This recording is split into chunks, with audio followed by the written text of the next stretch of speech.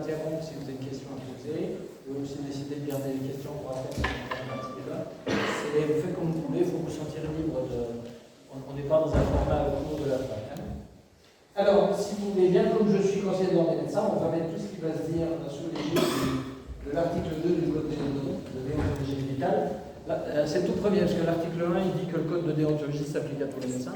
Mais tout de suite, dès l'article 2, on dit le médecin au service de l'individu exerce sa mission dans le respect de la vie humaine de la personne et de sa dignité. Et ça, le Code de déontologie fait partie du Code de la santé publique. Ça veut dire qu'en fait, vous êtes obligé par la loi d'être sympa. Donc la question c'est qu'est-ce qui se passe? Parce que les médecins ne sont pas tout à fait sympas, on ne va pas se mentir. Quand j'ai fait des recherches pour trouver des images pour illustrer ce diaporama, je suis tombé sur un site anglais, je vous traduis le titre, c'était pourquoi est-ce qu'il y a autant de connards chez les médecins. Le mot c'était jerk, ça veut dire connard ou abruti, mais pourquoi il y a autant de connards chez les médecins? Donc c'est pour vous dire où on en est. Et je pense que c'est avant tout un problème de communication, c'est un problème de bienveillance, on va en parler. Et donc ce soir, on va vous parler de communication. Je vais vous dire une chose qui est un peu cliché, mais la communication, c'est la clé de votre relation avec le patient. Parce que le patient, il n'a pas tellement moyen de savoir si vous êtes un bon médecin. Il n'a pas tellement de moyens de savoir si vous avez des qualités, si vous prescrivez les bons examens et si vous n'avez pas vous tromper. La première chose qu'il va voir, sous-peser et juger quand il va vous voir, c'est votre communication. Et souvent, les gens me disent, quand je suis rentré dans le bureau, j'ai tout de suite vu qu'il était horrible, ou j'ai tout de suite vu qu'il était gentil. En fait. Et c'est la première chose que les gens vont voir, et c'est beaucoup ce qu'ils vont retenir. Et donc, du coup, cette communication s'inscrit dans ce qu'on appelle le colloque singulier. Vous avez peut-être entendu cette expression, le colloque singulier. Non, ça ne vous parle pas? Alors, ça décrit cette rencontre un peu particulière. Singulier parce que vous êtes en face de l'autre, mais aussi c'est un colloque, on se parle, mais en même temps, il y a tellement de choses qui se disent, il y a tellement de choses qui passent. C'est comme ça qu'on a décidé d'appeler tout ce qui se dit et tout ce qui se passe entre un médecin et son patient. Alors évidemment, c'est moins singulier quand vous êtes dans une visite qu'il y a le patron, mais vous n'avez pas encore fait de visite à l'hôpital, vous êtes en 2e et 3e année, c'est ça? Vous verrez. Des fois, le colloque est plus tellement singulier, mais en tout cas, quand vous exercerez quelque chose à la spécialité, vous allez probablement faire un colloque plus singulier. Et c'est une relation extrêmement particulière qui a des contenus vraiment très différents d'une conversation avec un ami dans un bistrot ou avec sa coiffeuse ou avec son barman. C'est vraiment quelque chose de très très particulier. Et je vous propose un truc qui va vous sembler bizarre, mais je vous jure que c'est important. Je vous propose de... Qu'est-ce que j'ai dit? Oui, le colloque singulier, c'est donc une relation interpersonnelle. Et ce colloque, il va dépendre de plein de choses.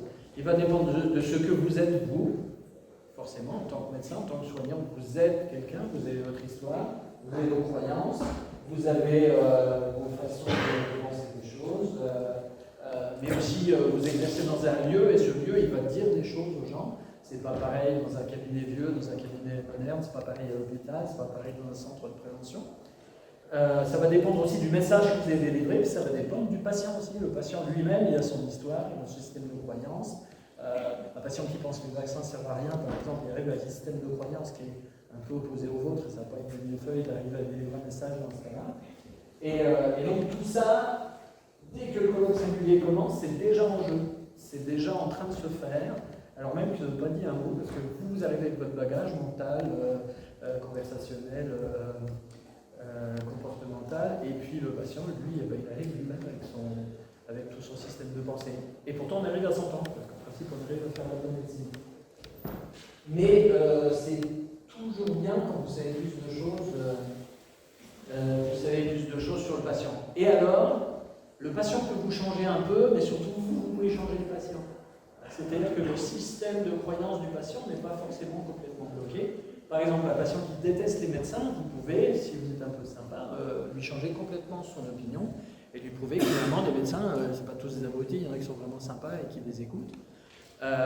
Ou l'inverse d'ailleurs, vous pouvez avoir un patient qui pense que les médecins sont sympas, puis si vous êtes odieux, vous allez lui écouter la médecine. Mais c'est pas ce qu'il faut faire. Et vous pouvez aussi avoir prise par votre fraternité, mais aussi par votre autorité, parce qu'il faudra qu'on parle du rôle de l'autorité dans la relation médicale, on y reviendra tout à l'heure. Et puis vous pouvez aussi utiliser des communications, on parlera des aspects de communication. La communication est de plusieurs ordres, elle est d'abord verbale, mais elle est aussi non verbale. Et vous verrez que probablement la communication non verbale est la plus puissante des deux, mais c'est pas pour ça qu'il faut se priver de la communication verbale. Et puis la communication que vous allez avoir, toute la relation, le colloque singulier, va produire des effets qui peuvent être dans deux champs de perception. Le patient il est toujours à 2 degrés de mesure. Ça produit des effets sur le plan intellectuel, mais ça produit aussi des effets sur le plan émotionnel. Et parfois, quand on a des patients qui sont un peu dissociés entre leurs émotions et ce qu'ils pensent, pareil, il va falloir s'en occuper. Mais on verra comment. Alors, tout à l'heure, je voulais vous dire, la première chose à considérer, ça va vous faire marrer, mais les patients, c'est des gens. C'est des gens. Ils ne sont pas différents de votre mère, ce que vous venez consulter, de votre soeur, de vous-même. Et on oublie un peu que les patients sont des gens. Les patients, ce n'est pas des corps, ce n'est pas des cas cliniques, c'est des personnes humaines, des gens. Et on a parfois tendance en médecine à les réduire soit à un corps, soit à un cas clinique. Quand on rentre dans une chambre et qu'on fait la visite, et on présente au patron ou au chef de clinique, Monsieur Mouillard, 22 ans, appendicite, c'est bien autre chose qu'une appendicite, Monsieur Mouillard est une personne de 22 ans. Donc, c'est plus facile pour moi qui suis médecin généraliste, puisque moi je vois les gens dans une continuité temporelle, je les suis souvent pendant une bonne partie de leur vie, donc je ne peux pas oublier que c'est des gens. Pour des gens qui les voient ponctuellement, ou pour des gens qui les voient de façon épisodique comme ça, c'est un peu facile. J'ai des patients qui m'ont dit qu'un interne de cardio a déclaré sans embâche, vous savez, pour moi, vous êtes un cœur avec un peu d'anatomie inutile autour, il n'y a que le cœur qui m'intéresse. C'est une parole, si vous réfléchissez, qui est tout de même assez violente. Et pourtant, ça demande réflexion, parce que il ne faut pas traiter le patient comme un objet, mais est-ce qu'on a vraiment le choix? Par exemple, quand on est chirurgien, il faut bien à un moment qu'on considère le corps de la personne comme un objet d'anatomie, au couplage, on résègle le grand épiplomb, machin, patin, couffin. On est un peu obligé d'objectiver le corps du patient pour pouvoir couper dedans. Si à chaque moment où on coupe un tissu, on était dans l'idée que c'est un être humain avec une chair palpitante, avec émotionnellement, ça ne serait pas vivable. Donc on est bien d'accord qu'en médecine, de temps en temps, il faut quand même un petit peu avoir une petite distance qui fait qu'on considère l'autre comme un objet de diagnostic, et c'est pas grave. Pareil, si vous allez voir un gastro-entérologue, forcément il va s'intéresser plus à votre estomac, et pendant que vous lui racontez votre histoire, et même si vous dites que ça va pas au boulot, etc., lui il va surtout sélectionner les informations qui parlent du digestif. C'est pas grave si on n'oublie pas en toile de fond, comment on va dire, ça porte un nom en informatique, mais en tâche de fond. C'est pas grave si en tâche de fond, on n'oublie pas que c'est des êtres humains. Et c'est un peu facile d'oublier ça. Donc faites gaffe. Alors, ici, on a un recrutement un peu biaisé parce que par définition, si vous êtes là, c'est que vous vous préoccupez déjà de l'empathie des gens. Et c'est plutôt aux autres qui ne viennent pas qu'il faudrait le dire. Mais voilà, on fait comme on peut avec le recrutement qu'on a. Je suis très content de vous rencontrer. Je suis très content que chez vous aussi vous. Et donc, par ailleurs, les patients, c'est des gens, mais on les voit dans un moment particulier. Les gens qui sont malades, les gens qu'on va voir, sauf si c'est un renouvellement de médicaments, mais c'est des gens qui sont malades et donc ils sont dans un état de faiblesse ou de dépendance ou de blessure de leur intégrité physique qui fait qu'ils sont encore plus fragiles. Et c'est encore plus scandaleux d'exercer votre tyrannie ou votre autorité médicale déplacée, de jouer au petit chef ou au grand patron sur des gens qui sont au pire de leur faiblesse. Et ça, on l'oublie un petit peu, c'est dommage. Vous le verrez probablement à l'hôpital. J'essaye, je veux dire, à l'hôpital, vous allez avoir des trucs bien et des trucs pas bien. Et j'essaye de vous mettre une espèce de petit vaccin de votre métabolisme pour que vous ne perdiez pas votre immunité et que vous copiez plutôt sur ceux qui font bien que sur ceux qui ne font pas bien. C'est un objectif assez raisonnable. Et donc la passion, je dis, c'est pas qu'un organe. Et moi, je suis généraliste, et les généralistes, quand on a étudié notre façon de faire et nos compétences, un généraliste, il est centré patient. La spécificité de la médecine générale, c'est qu'on est centré autour du patient, d'une part, et d'autre part, on voit les plaintes au moment où elles sont indifférenciées. C'est « j'ai mal au ventre ». Il va falloir faire le tri dans tout ça, mais surtout on est centré sur le patient. Un spécialiste d'organes, il est centré organes, et ça ne me pose aucun problème. Je suis très content d'avoir des cardios qui ont envoyé, et surtout il y a des spécialités que j'aime pas beaucoup, comme la néphrologie qui m'ennuie, l'endocrinologie que j'oublie au fur et à mesure que je l'apprends. Là, je suis très très content d'avoir des spécialistes qui font ces spécialités qui ne sont pas là où je suis le meilleur. Je fais moi-même la gynécologie, la pédiatrie, la psychiatrie, il y a des choses que je fais très bien. Ce que je fais pas bien, je suis très content de pouvoir la sous-traiter. J'ai pas de problème qu'il y ait des spécialistes d'organes, mais je vais quand même faire un peu gaffe comment ils vont traiter mes patients, c'est très important. C'est un petit dessin animé. Et donc, c'est pas très grave si de temps en temps votre pratique vous amène à réifier l'autre. Réifier, ça veut dire transformer en objet, transformer en chose. C'est pas très grave si vous n'oubliez pas derrière que c'est une personne humaine. Et vous pouvez avoir une attention flottante. En psychiatrie, on fait ça beaucoup pendant que les gens racontent l'histoire. En même temps, dans la tête, on coche un petit peu les symptômes de la dépression, plus envie de rien, plus plaisir à rien, difficulté à se concentrer. Pendant que les gens nous parlent, dans notre tête, on a notre petite peigne de symptômes. Mais n'empêche que si les gens ont de la peine, on la reprend en relation. Donc il y a toujours un peu ce double discours, cette double analyse.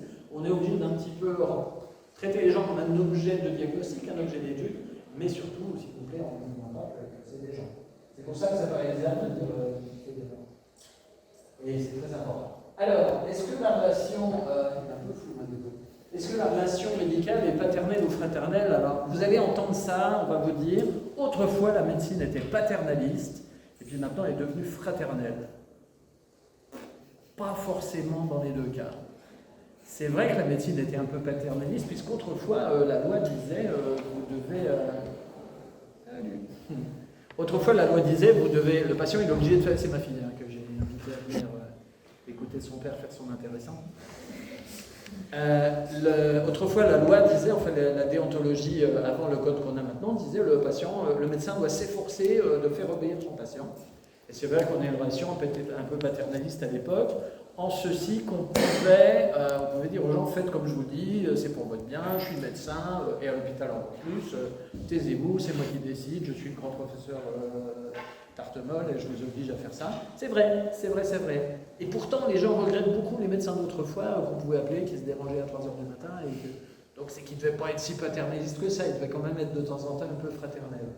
Et par ailleurs, est-ce que la médecine est devenue plus fraternelle? Je ne suis pas sûr du tout, est devenue plus égalitaire. C'est-à-dire que maintenant, surtout depuis la loi du 4 mars 2002, qu'on appelle la loi Kouchner, le patient a des droits et nous on a des devoirs vis-à-vis de lui. D'abord, il est propriétaire de son dossier, ça a l'air tout bête maintenant pour nous, mais ce n'était pas le cas avant. Avant 2002, c'était le médecin qui était propriétaire du dossier. Le patient est propriétaire de son dossier et de tout ce qu'il y a dedans. Et quand on fait quelque acte médical que ce soit, on ne peut le faire qu'avec son consentement. C'est très très important. Et puis aussi, le patient a maintenant des connaissances, il peut aller sur Internet, il peut avoir des questions qui sont plus documentées, et il peut aller sur Doctissimo ou un autre, peu importe.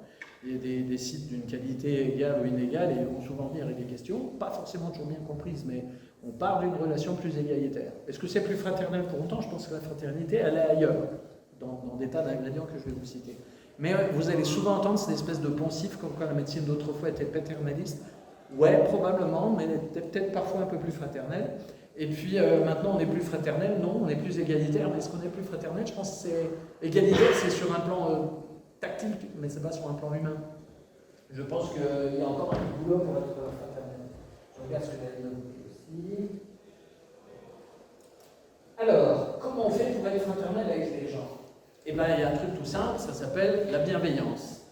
Et je vous l'avais déjà dit au séminaire la dernière fois, je suis assez frappé par le fait que nous, on est des professionnels de bienveillance, nous les soignants, on est censés faire preuve de bienveillance, et qu'il n'y a pas plus malveillant que les études de santé.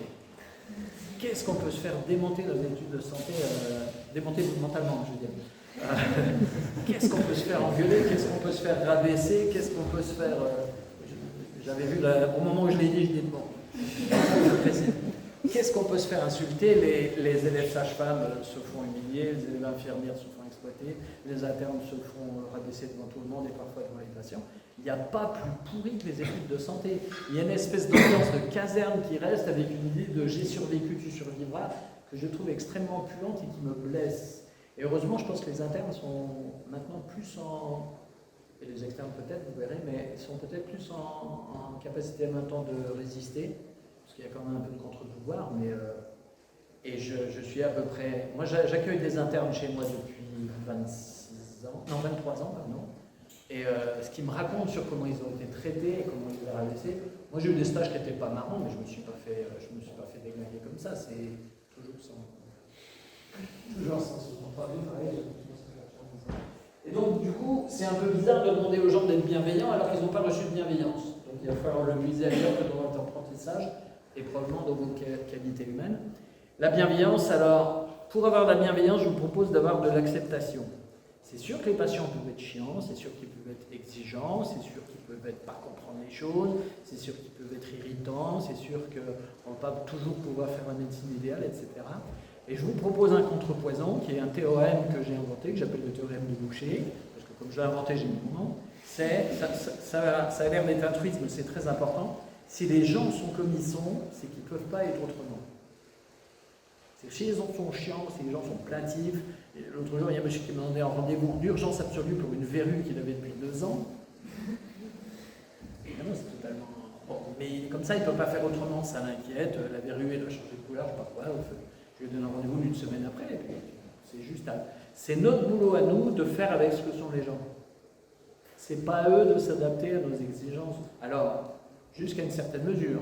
Moi aussi, j'ai un seuil de tolérance. Si les gens sont accusateurs, s'ils sont toxiques dans notre relation, là, rapidement, je leur dis de trouver un autre médecin. On pourra en parler. On peut se débarrasser d'un patient, sauf dans des cas bien particuliers. Mais sinon, c'est notre boulot de faire avec les gens comme ils sont. Si les gens sont comme ils sont, c'est qu'ils ne peuvent pas être autrement. Sinon, ils seraient autrement. La plupart des gens sont des très braves gens qui demandent qu'à écouter ce qu'on vous dit, mais de temps en temps, eux, ils sont énervés, puis de temps en temps, nous aussi, on est énervés parce qu'on a du retard, parce qu'on a 62 heures de garde dans les pattes, enfin des choses comme ça. On n'est pas toujours blanc-bleu non plus. Mais vraiment, ça a l'air d'un truisme tout bébête, mais si les gens sont comme ils sont, c'est pas à eux de changer, c'est à nous de nous adapter. Dans la mesure de nos moyens, évidemment. C'est très très important ça, parce que cette acceptation permet de travailler sur d'une autre façon. Prenons un exemple tout simple, vous avez un monsieur, il est diabétique cardiaque, il a fait un infarctus du myocarde, il a été ponté, il a été stenté, donc on lui a mis tout le traitement qu'on doit mettre, les antidiabétiques oraux, enfin, vous verrez tout ça, les anticholestérol, du cardégique, etc. Donc le type là, on fait tout pour qu'il guérisse, et il ne les prend pas, ces médocs. Il ne les prend pas. On a tout essayé, on a fait venir l'infirmière qui lui met un pilulier, on lui a expliqué plusieurs fois à quoi ça servait. Alors, une bonne volonté, il dit oui, docteur, là. Puis ça l'emmerde, il ne veut pas prendre les médicaments, il ne les prend pas. Alors, on a 3 solutions. Soit le médecin est malheureux parce qu'il dit je ne veux pas pouvoir faire ma bonne médecine et il est triste. Soit le médecin se met en colère en disant il ne faudra pas vous étonner si vous faites un infarctus. Vous voyez un peu la violence verbale de ça. Soit le médecin se dit si le patient est comme ça, c'est qu'il ne peut pas être autrement.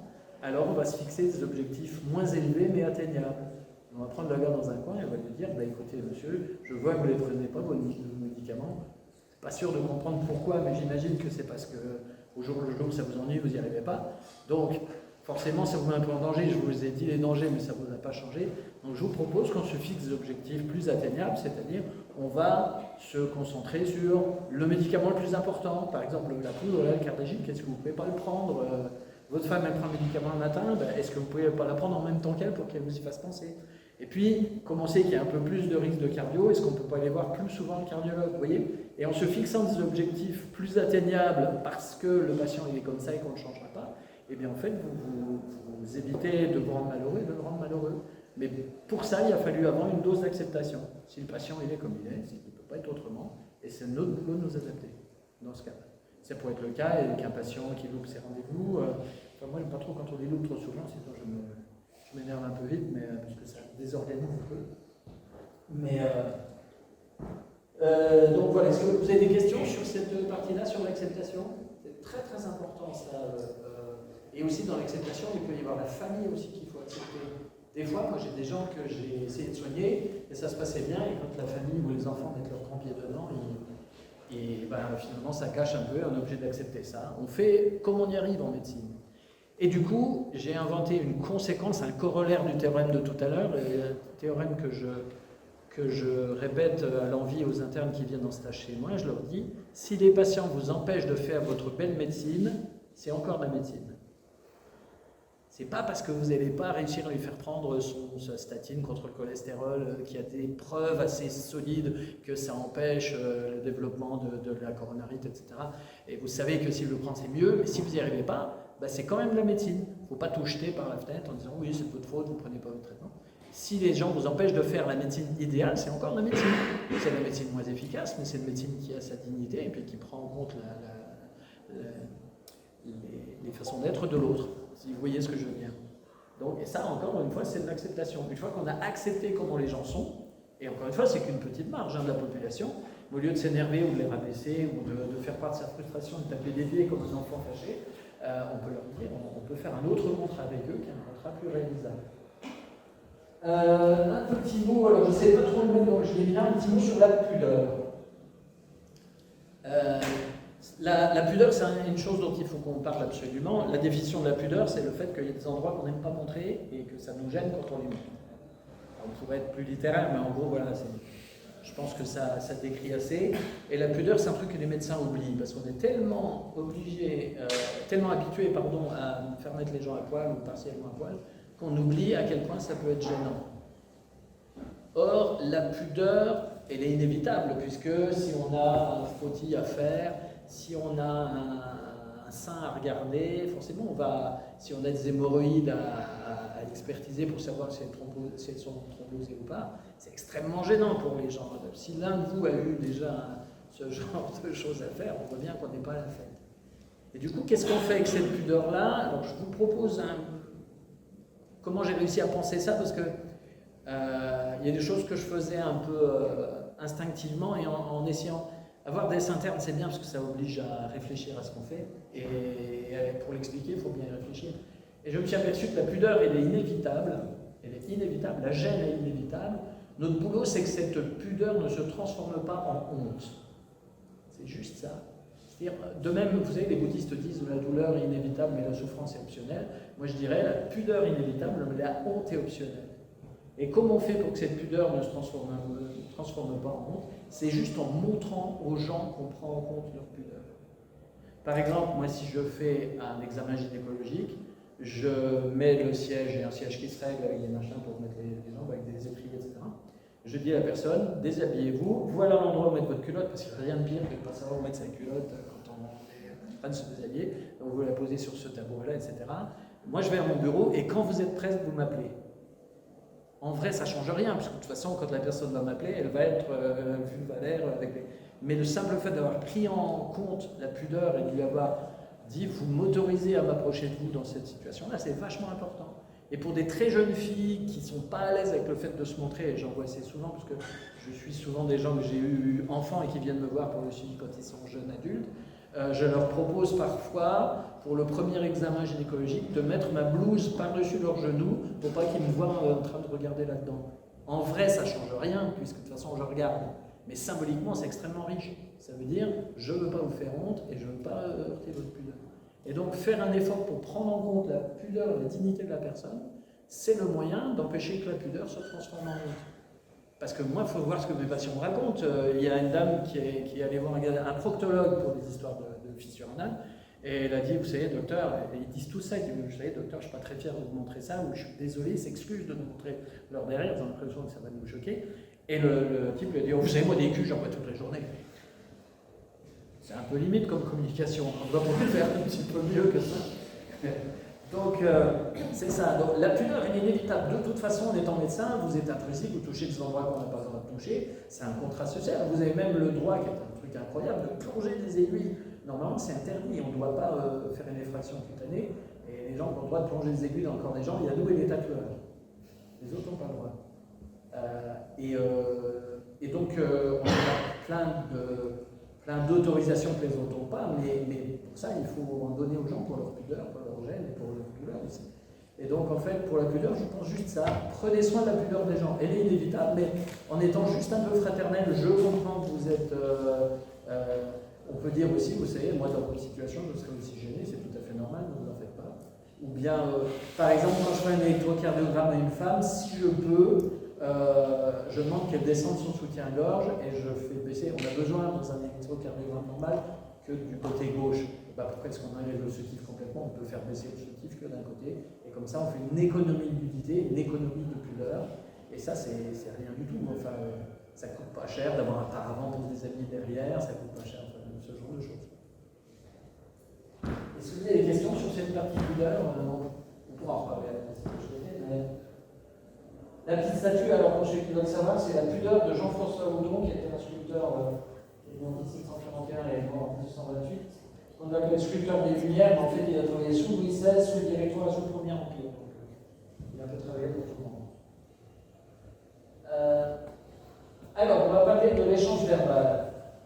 Parce que la première chose qu'on va voir, on sait que je vous ai dit, il y a du verbal et du non-verbal. On va parler du verbal. Et là déjà ça commence mal, parce que les médecins ils parlent une langue bizarre. Quand vous dites aux gens, j'ai bien regardé le résultat de votre thyroglobuline, mais elle est un peu augmentée, mais n'ayez pas peur, c'est physiologique. Les gens comprennent ça. Et il faut qu'on fasse gaffe parce qu'il y a des mots qui font sens pour nous, par exemple c'est physiologique. Alors, on dit c'est physiologique en médecine, c'est-à-dire c'est normal, mais les gens physiologiques, ça ne savent pas ce que ça veut dire. À la limite, ils pensent qu'ils comprennent gynécologique ou un autre truc. Donc il faut faire un peu attention à ce qu'on dit, pour plein de raisons, je vais vous en donner plein. Mais la première raison, c'est que nos mots, ils sont faits pour être précis, mais ils ne sont pas tellement compréhensibles. Et donc, si vous dites des mots savants en ayant l'impression d'être enseigné le patient, d'avoir enseigné le patient, souvent le patient est sympa, il est un peu poli, il ne va pas vous dire qu'il n'a rien pigé. Les sourds font ça aussi très bien, vous n'avez pas entendu, ils font oui docteur. Et, parce qu'ils ne veulent pas dire qu'ils sont sourds. Et donc, quand vous allez dire ça au patient, il va dire ah oui, docteur, oui. Puis il rentre chez lui, il dit comme ça, j'ai pas compris ou alors ça m'a effrayé. Et donc, il faut faire un petit peu gaffe. Je vais vous donner quelques exemples tout simples. Par exemple, bonjour madame, votre sérologie du VIH est négative. Pour nous, c'est une bonne nouvelle. Mais pour le patient négatif, oula, la négatif, c'est pas bon. Oula, négatif. Et on lui dit, votre sérologie VIH est positive. Ah, bah enfin du positif. Alors, c'est une mauvaise nouvelle. Je vais voir un petit peu pareil.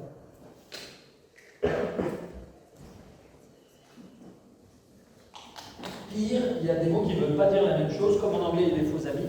Il y a des mots qui ne veulent pas dire la même chose en langage médical et en langage de tous les jours. Par exemple, votre belle-sœur est maniaque. Si on dit à quelqu'un de tous les jours elle est maniaque, ça veut dire qu'elle range bien sa chambre. Pour nous, maniaque, c'est un état d'exaltation dans le cadre d'un trouble bipolaire, c'est très dangereux. Si on dit votre beau-frère est mélancolique, pour la plupart des gens, une mélancolie, c'est des gens qui rêvent un petit peu tristement. En fait, en médecine, une mélancolie, c'est un état avec un gros risque suicidaire. C'est la version down d'un trouble bipolaire. Et il y a plein de mots comme ça qui ont des sens différents pour eux et pour nous. Des fois, on les comprend de travers aussi. Donc, il faut faire très attention à tout ça, surveiller à ce qu'on dit. Moi, je me suis obligé, par exemple, à plus dire positif et négatif. Et même, je ne le note pas dans le dossier. Je mets normal ou rassurant, ou bien inquiétant ou anormal. Mais pour ne pas avoir à le dire, je ne l'écris pas.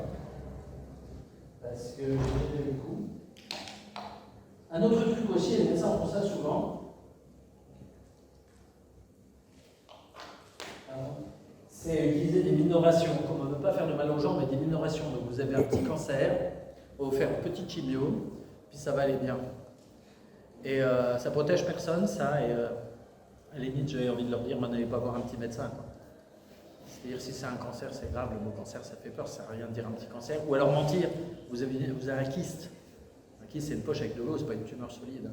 Donc, il faut faire attention à ce qu'on dit, il ne faut pas mentir aux gens. Il y a des façons de dire, bien sûr, on parlera de la mention tout à l'heure. Mais il y a des médecins qui ne savent pas trop, qui essayent d'adoucir, de dorer un peu l'idée pour que les gens souffrent moins. Et au final, ce n'est pas toujours une bonne idée. Il y a des façons de dire et des façons de faire, et ça, je pense que vous apprendrez. On pourrait aussi parler dans la langue médicale de l'humour. Moi, je suis quelqu'un dont c'est le mode de communication. Moi, j'aime bien plaisanter avec mes patients. Mais il est évident que les patients qui veulent du sérieux, qui se prennent au sérieux, ne viennent pas me voir. J'ai que des patients qui comprennent qu'on peut dire une vanne et qu'on peut dire un truc comme ça. Par exemple, je ne sais pas s'il y a une dame qui passe sa carte bancaire et en sans contact puis ça ne marche pas. je peux dire, je vois bien ce que vous essayez de faire, mais ça ne va pas marcher, faites-moi le plaisir de mettre la carte dans le truc pour payer, les gens, ça les fait rire. Mais l'humour peut avoir aussi un rôle de dédramatisation, et l'humour peut être une espèce de caresse sociale, si ce n'est pas un humour trop agressif, et plaisanter comme ça, dire des choses qui sont un peu, ça détend. J'ai du mal à vous donner des exemples, je ne sais pas pourquoi ça ne me vient pas, mais en tout cas, moi, c'est un mode de fonctionnement, et même si ce n'est pas votre mode de fonctionnement par défaut comme moi, ça peut être un refuge pour quand vous avez à dédramatiser une situation, vous venez d'annoncer une mauvaise nouvelle, etc. Vous n'allez pas sortir le nez rouge et la perruque qui tourne, mais vous pouvez, avec un trait un peu d'humour, un peu drôle, vous pouvez apaiser la souffrance des gens. Je suis en train d'essayer de trouver un exemple et j'échoue pour le moment à en trouver un, mais j'essaierai de vous en trouver un d'ici là. Ça va me revenir, ça va se mettre en tiens, alors, qu'est-ce que j'ai fait? Ah ben non.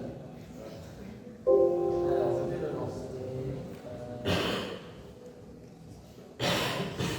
Voilà, je reviens, pardon.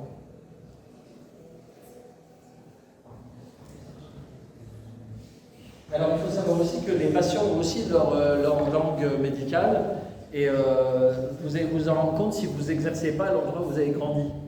Par exemple, la première fois, si quelqu'un vient du sud, la première fois qu'il rencontre une bonne Lorraine Tournambal, puis docteur, j'ai le frayon. Le frayon en patois, c'est une mycose dans le pli des fesses. Si vous ne savez pas, vous avez longtemps ramé pour savoir ce que ça veut dire. Si vous qui avez fait vos études à Nancy, vous êtes dans le sud et qu'il y a un patient qui vous dit oh putain, j'ai un agacin. Un agacin, c'est un corps. Les patients ont leur langage médical, qui sont souvent des expressions de loin. Dans le Nord, si on dit vous êtes un boyau blanc, ça veut dire que vous pouvez tout digérer sans problème. Enfin, si vous ne le savez pas, je vous dis ce que j'ai appris en fonction des gens qui viennent, mais des fois il peut y avoir des beaux malentendus comme ça. Et puis aussi, le problème, c'est que la langue médicale, avec son verbiage, elle peut être aussi une langue de pouvoir. On peut se servir de ça pour rabaisser quelqu'un, pour couper court à une discussion avec laquelle on est mal à l'aise. On peut s'en servir pour affirmer son pouvoir, ça vous le verrez à l'hôpital, on se sert de la langue pour impressionner le chaland, et ça c'est déjà dans Molière, c'est que le malade imaginaire, il y a tout un truc, il y a toute une tirade là où le type enfile des noms de maladies les unes après les autres, et le personnage c'est Armand je crois, se ratatine au fur et à mesure. Donc il y a une partie de pouvoir, il faut faire attention de ne pas abuser de ce pouvoir. En même temps, on a un pouvoir qui est un peu magique avec notre langage médical. Ça m'arrive, moi, et ça c'est dans la dimension rituelle de la médecine sur lesquelles on reviendra si on a le temps, ça m'arrive assez souvent, je dis aux gens, vous avez un diagnostic avec un nom un peu barbare, madame, vous avez une sigmoïdite diverticulaire, et les gens disent, ah, mettez-le moi sur un papier, tout le temps. Et donc je leur écris sigmoïdite diverticulaire, alors moi j'ai une écriture lisible. Et bon, pour vous donner un exemple de vanne, par exemple, il y a beaucoup de gens qui me disent vous écrivez pas comme un docteur, et généralement je leur dis bah oui, à la fac de médecine on a des cours pour apprendre à écrire mal et pour que ça fasse professionnel, et puis moi je les ai loupés, je les ai mis rattrapés, puis voilà le résultat. Et ça les fait rire, c'est ce genre de vanne que je peux dire. Et ça installe une relation un peu détendue, ça n'empêche pas de faire une médecine sérieusement, mais sans se prendre au sérieux. Ah oui, d'accord. Donc c'est bonne teuf, quoi. Et donc, du coup, j'ai perdu un peu le fil.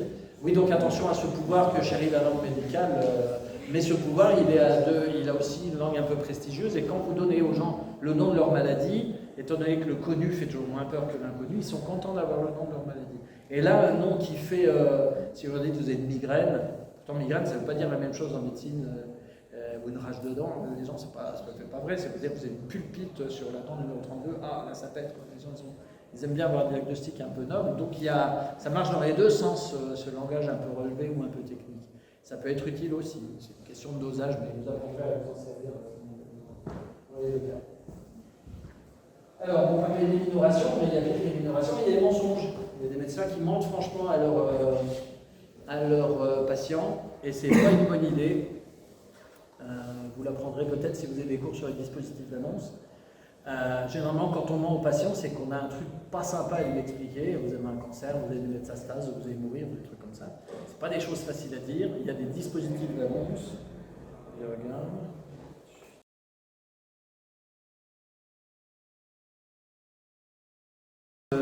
D'un pronostic mortel, par exemple. Hein, c'est-à-dire, votre maladie, on n'arrivera pas à la guérir, on va essayer de vous maintenir et de vous faire des soins palliatifs, mais à la fin, ça va vous emporter, vous allez mourir. Si vous ne dites pas ça, vous pensez que vous avez protégé le patient, mais en fait, quand vous faites cette annonce-là, forcément, les gens vont avoir une espèce de maelstrom émotionnel, ils vont déjà avoir de la sidération. C'est ce qui est décrit, c'est pas toujours dans le même ordre, mais les gens d'abord, ils sont sidérés. Après, il peut y avoir du déni. Ah oui, mais c'est pas grave. Et là, vous avez envie de dire non, non, mais c'est bon, je viens de vous dire que. Genre, ah oui, bon. Ça, c'est du déni. Ils peuvent avoir du marchandage. Ah, vous êtes sûr, on ne peut pas refaire une autre IRM, aller voir le professeur Patnouille à l'hôpital Necker pour être sûr qu'ils essayent de marchander un peu pour avoir un diagnostic moins grave. Il peut y avoir de la colère, il peut y avoir du chagrin, et puis à la fin, il peut y avoir de l'acceptation. Et tout ce chemin-là, ça prend des semaines à se faire. Et si vous ne dites pas la vérité, les gens, au moment où ils comprennent que vous leur avez menti, ils se retrouvent avec tout ce chemin à faire sur 3-4 jours. Et c'est d'une violence extrême. Et ils vous en veulent, ils disent, mais on m'a menti depuis le début, on m'a tous pris pour des cons. Et alors, bizarrement, on pourrait croire que les gens qui font du soin palliatif ou les cancérologues, eux, ils savent ne pas mentir, c'est faux. Hein. C'est faux, c'est faux. Vous ne pouvez pas savoir le nombre de cancérologues qui s'attachent à faire la 7e chimiothérapie qui ne sert à rien, ou la 8e opération. Alors, des fois, c'est nous, les généralistes, qui sommes obligés de voir le patient en disant, vous savez, ça ne sert à rien, ce qu'il vous propose, il ne faut pas le faire. Vous allez encore être malade, vous allez perdre vos cheveux, et au final, vous allez gagner, si la chimiothérapie ne vous tue pas, vous aurez gagné un mois. Donc, et ce n'est pas des choses faciles à dire aux gens. Il y a des manières, je le dis de façon un peu caricaturale. Et donc, en fait, mentir aux patients, c'est jamais une bonne idée. Sauf si des patients dont la fragilité ne leur permet pas d'atteindre la vérité. Si c'est dangereux pour vous, si vous avez un paranoïaque et vous accusez le patient d'être paranoïaque, il va immédiatement vous identifier comme un comploteur contre lui, et là, ça peut être dangereux pour vous. Mais à part des cas très, très spécifiques, il ne faut pas mentir aux patients, c'est une très, très mauvaise stratégie. Vous les privez, alors vous allez les blesser forcément, mais c'est un peu votre boulot de dire la vérité, mais ça leur permet de faire tout le chemin émotionnel que va provoquer la mauvaise nouvelle chez eux. Et donc, du coup, il y a des dispositifs d'annonce, on ne va peut-être pas y passer des années parce que ça va forcément vous être enseigné, en tout cas j'espère. Un dispositif d'annonce, c'est comment on fait pour annoncer de mauvaises nouvelles aux gens. Alors déjà, ça ne s'annonce pas dans la chambre, ça ne s'annonce pas dans le couloir, vous ne pouvez pas savoir le nombre d'erreurs qui sont faites là-dedans. Maintenant, tout service devrait avoir une pièce, un bureau un peu confortable, avec des canapés, pas un truc avec des chaises qui font mal aux fesses, et puis un médecin qui fait venir les gens et les met dans la pièce. Il faut éviter que ça soit marqué pièce d'annonce des mauvaises nouvelles sur la porte, c'est pas une bonne idée. Au bureau d'annonce, c'est pas une bonne idée, il faut qu'il ne soit rien marqué sur la porte. Et puis, il est conseillé de dire les choses de façon graduelle. Moi, j'ai ma façon de faire, je dis, par exemple, pour annoncer un cancer, je dis, déjà on dit qu'on est inquiet. On parlera de communiquer avec ses émotions, mais je ne suis pas trop heureux de vous annoncer un truc, c'est pas trop une bonne nouvelle, c'est plutôt une mauvaise nouvelle. On a trouvé des cellules cancéreuses dans votre prélèvement. Pour les gens, des cellules cancéreuses, ce n'est pas un cancer. Puis un peu après, en discutant, on dit, s'il y a des cellules cancéreuses, c'est donc un cancer. Et puis en plus, alors quand on trouve un cancer quelque part, on va voir si on n'a pas ailleurs. Et là, quand on a fait, vous vous souvenez, le PET scan, là, on a trouvé ceci, cela. Et ça s'annonce petit à petit. Vous voyez, on va leur balancer décharger toute la benne de mauvaises nouvelles avec le camion d'un seul coup. Ça se fait petit à petit, et puis en plus, il faut accepter les réactions des gens, ils peuvent taper la tête au mur, ils peuvent être complètement sidérés, ils peuvent dire « Ah oui, merci docteur », et puis vous ne comprenez pas, il n'a pas compris. En fait, toutes ces phases de déni, de marchandage, etc., elles sont nécessaires, c'est des ruses de notre psychisme pour pouvoir accepter la brutalité de la nouvelle. Et donc, puis il y a des façons de faire, il faut avoir un peu de fraternité, communiquer avec ses émotions, et il faut qu'il y ait des mouchoirs pour pleurer, enfin, c'est un dispositif là. C'est pas toujours bien fait, pas souvent bien fait pour dire les choses, à tel point que maintenant on a formé des infirmières dans les centres d'oncologie qui sont des infirmières d'annonce qui sont formées spécifiquement pour ça. Elles sont très fortes, puis elles ont un mental d'acier parce que quand on passe toute sa vie à faire ça, c'est chaud, mais elles ne font pas que ça, mais elles en font beaucoup. Mais on a formé des infirmières spécialement pour ça dans certains centres, ce qui est une bonne idée. Les médecins peuvent le faire aussi. Hein. Mais l'annonce, c'est vraiment un moment où vous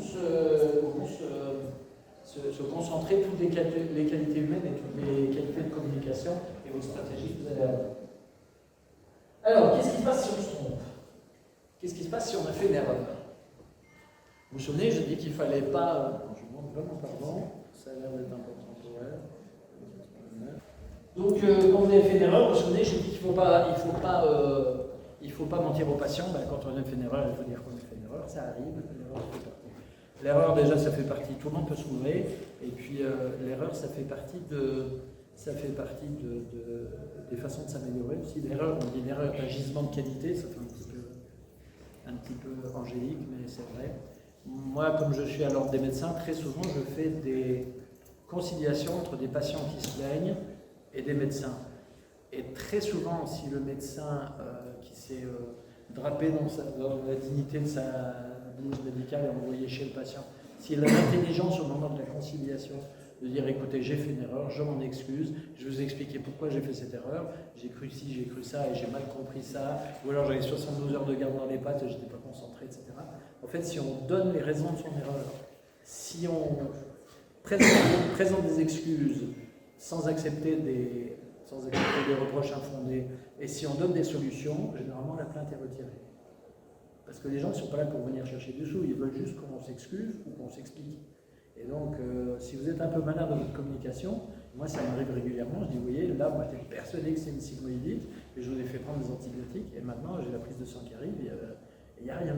Mais quand j'avais le truc, le tableau était très évocateur, il y avait ça ici, il y avait ça là, il faut faire un cours de sémiologie, mais quand on fait des erreurs, il faut le dire, on a le droit de faire des erreurs. Alors, il y a évidemment des erreurs plus ou moins graves, et de toute façon, les médecins en France sont en sécurité de leurs erreurs. Parce que même si vous avez fait une erreur qui est une erreur de la faute à personne, ce qu'on appelle un aléa thérapeutique, c'est la collectivité qui prend en charge par le biais d'un truc qui s'appelle l'ONIAM, l'Office national d'indemnisation des accidents médicaux. Et si vous avez fait une connerie, que c'est de votre faute, c'est votre assureur qui paye. Vous ne serez jamais responsable sur vos données personnelles, vous ne serez jamais en tôle pour quelque chose qui n'est pas une malhonnêteté. Vous serez condamné, vous pouvez être condamné à payer cher et c'est votre assurance qui paye.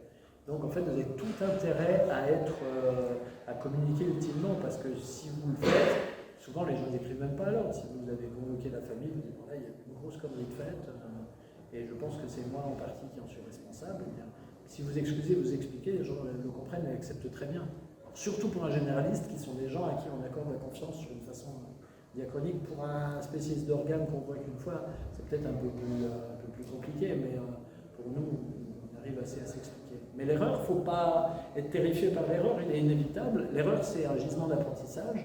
Et le problème, c'est que dans beaucoup d'études, maintenant, on a l'impression, même au lycée, je vois des jeunes gens que je suis qui sont au lycée, je les suis en psychothérapie parce qu'ils sont comme ça. Et ils ont l'impression que s'ils ont un 9 sur 20, ils vont devenir punk à chien ou pute ou tolard. Et je pense qu'on a oublié de leur dire que c'est en se bourrant qu'on apprend, il suffit de faire de la musique. On sait qu'on apprend en se bourrant tout le temps. Ça, c'est un fermage de merci. Donc, ce qu'il faut, en cas d'erreur, entraîner l'autre dans le dialogue, dire les choses, pas mentir, ça ne sert à rien. Et de toute façon, les gens, Et puis après, si vous décidez de dire la vérité, je suis dans le mauvais sens. Si vous décidez de dire la vérité, vous avez déjà menti, ils n'ont plus confiance.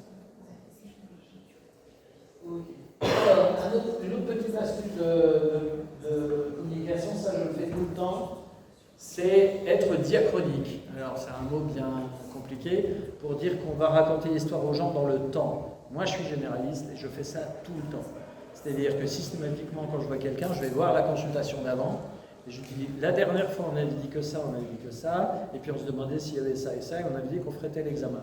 Là aujourd'hui on m'a donné les résultats des examens, oui d'accord on en a, donc maintenant on sait ou on ne sait pas, et plus tard on va faire ça. Donc c'est dire ce qu'on a fait, dire ce qu'on fait et dire ce qu'on va faire.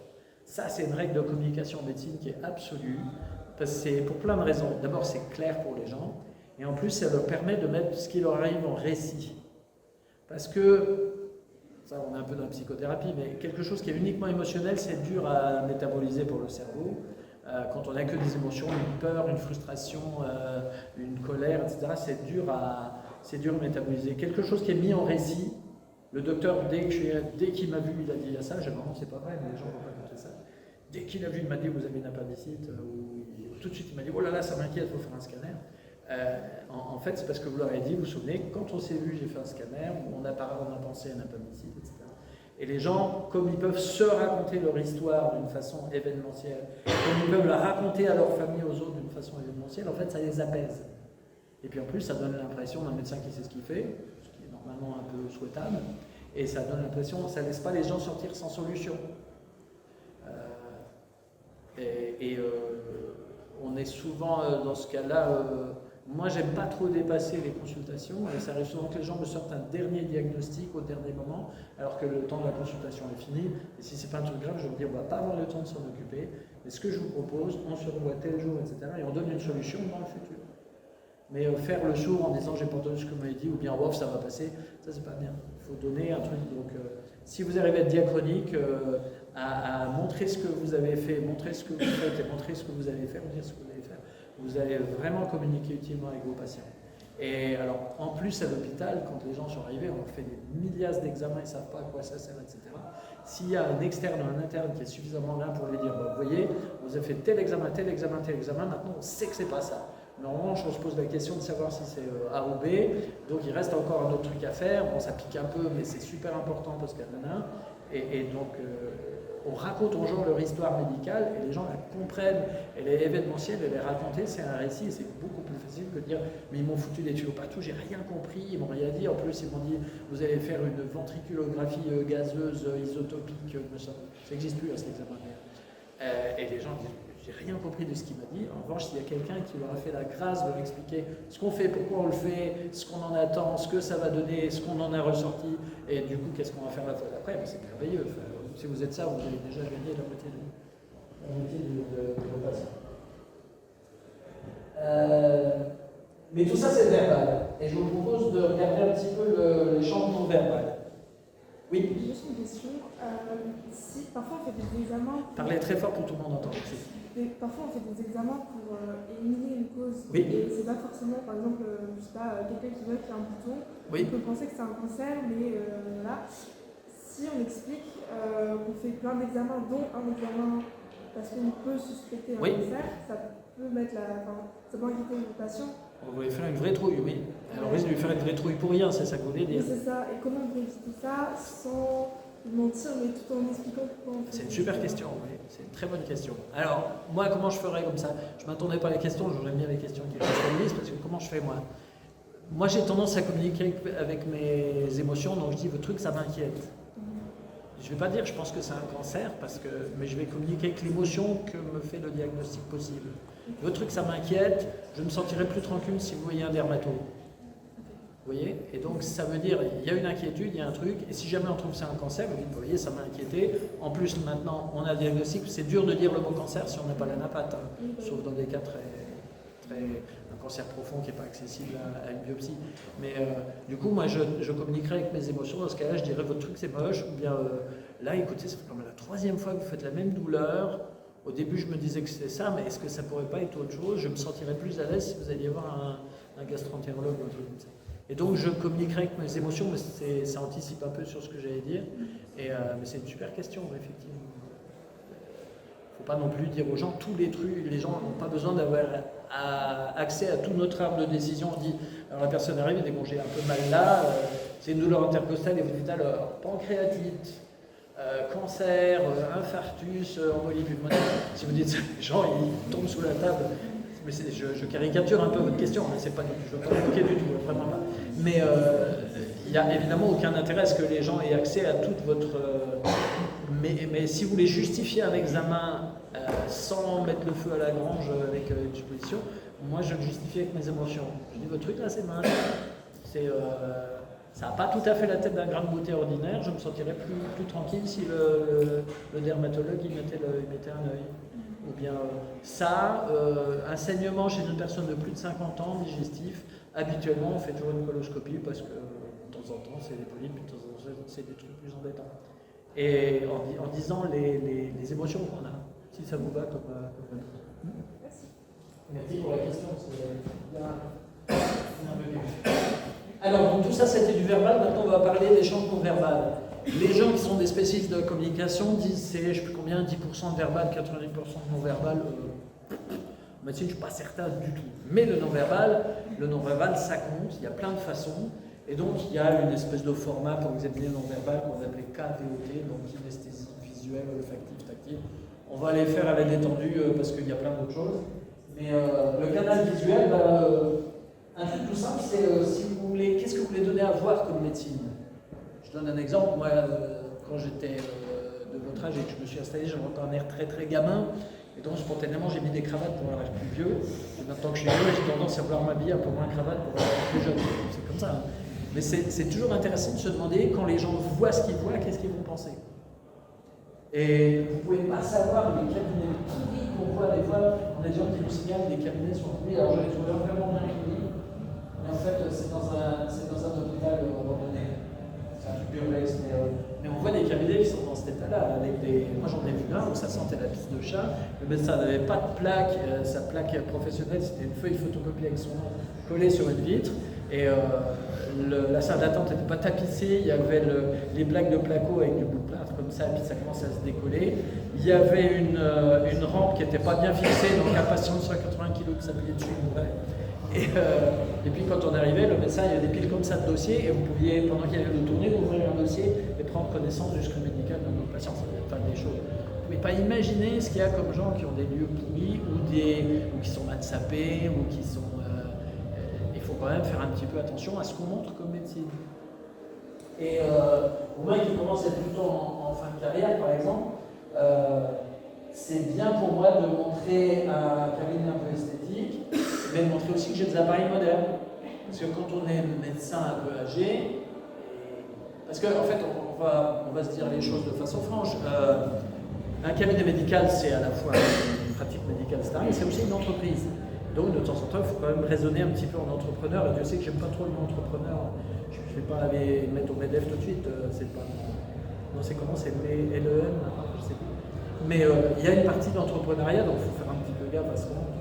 Et donc, si vous avez une salle d'attente avec des revues qui datent de 1972, des papiers peints qui se détachent, si quand les gens vont au chiottes, la chasse d'eau il fuit, il y a des cafards, en fait, c'est pas bien. Alors il y a plein d'études très amusantes qui ont été faites. Par exemple, si un médecin il a une voiture trop pauvre, ça fait médecin qui n'a pas de sous. Donc c'est un médecin qui n'a pas beaucoup de patients, donc il ne doit pas être très bon. Mais si vous avez une voiture qui fait trop riche, une Ferrari, c'est avec nos sous qui se paye ça. Donc il faut avoir une voiture qui pète un peu, mais pas trop. Une voiture qui ne pète pas trop plus haut que son pot d'échappement. Et il y a aussi une étude qui montrait que avant qu'il y ait des rendez-vous, parce que maintenant tout le monde a des rendez-vous, mais à l'époque où il n'y avait pas de rendez-vous, les gens s'entassaient dans les salles d'attente comme ça, un patient qui y arrivait et la salle d'attente était bondée, il revenait plus facilement que s'il arrivait que la salle d'attente était vide. Parce que si la salle d'attente est vide, c'est il n'a pas beaucoup de patients, donc ça ne doit pas être un bon médecin. Donc il y a plein de choses qu'on ne mesure même pas. Alors il y a des choses qu'on peut essayer de changer. Donc avoir un cabinet moderne avec des appareils modernes, avoir des ordonnances. Moi j'ai des ordonnances avec un logo. Les généralistes ne font pas ça généralement. Moi j'ai un logo que j'ai fait dessiner pour un ami qui est là. Mais plein d'autres choses, par exemple avoir un répondeur, qu'est-ce que ça peut énerver les répondeurs? Le cabinet ouvrira demain à 8h. Sauf que demain, ça ne veut pas dire la même chose si vous appelez la veille au soir, ou ça veut dire le cabinet ouvrira lundi à 8h, pas demain à 8h, ça fait des trucs tout con. Puis un fléchage où sont les toilettes, où est la salle d'attente. Enfin, si la médecine est facile à utiliser, si vous avez un site sur lequel on peut prendre rendez-vous qui est à peu près compréhensible, avec une version en anglais pour les patients étrangers. J'ai pas mal de migrants du Bangladesh et de Syrie, donc eux ils peuvent prendre, ils parlent pas français la plupart du temps, ils prêtent sur la version anglaise. Enfin, il y a plein de choses, il faut faire un petit peu attention à ce qu'on donne à voir comme médecine. Ça a l'air tout bête, mais pour seule qualité médicale, ça suffira pas. Le secrétariat aussi, nous on a des secrétaires qui ont gueulé les patients à la visuelle. Et puis le canal visuel, c'est aussi votre regard, évidemment. Vous allez examiner les gens, vous allez regarder des choses, mais vous n'en faites pas pendant que vous regardez, les gens regardent aussi. Par exemple, moi, je pense, mais je ne suis pas certain d'avoir raison du tout, je pense que c'est bien que les gens sachent qui vous êtes un petit peu en tant que personne en dehors.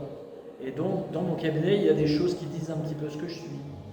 Je suis un peu collectionneur, donc j'ai des vieilles boîtes de médicaments, des vieux instruments médicaux. Je suis un père de famille, donc j'ai la photo de mes 2 enfants sur le mur, et les gens regardent, c'est vos enfants docteur, et j'ai une photo à 11 ans et une photo à 22 ans, et ça communique, bizarrement. Mais peut-être qu'il y a des médecins qui vont... Et par exemple, j'ai mes diplômes qui sont au mur, ça c'est les Américains qui font ça, en France ça se fait pas du tout. Ben, moi j'ai mis mes diplômes au mur, comme font les Américains, j'ai pas de raison de ne pas montrer. Quoi. Ça m'a coûté 10 ans de ma vie, je vais quand même gagner une fête. Sans parler des DU que j'ai fait après, le dernier DU je l'ai fait il y a 2 ans, donc je suis assez content de l'avoir. Et puis ça fait son effet. Quoi.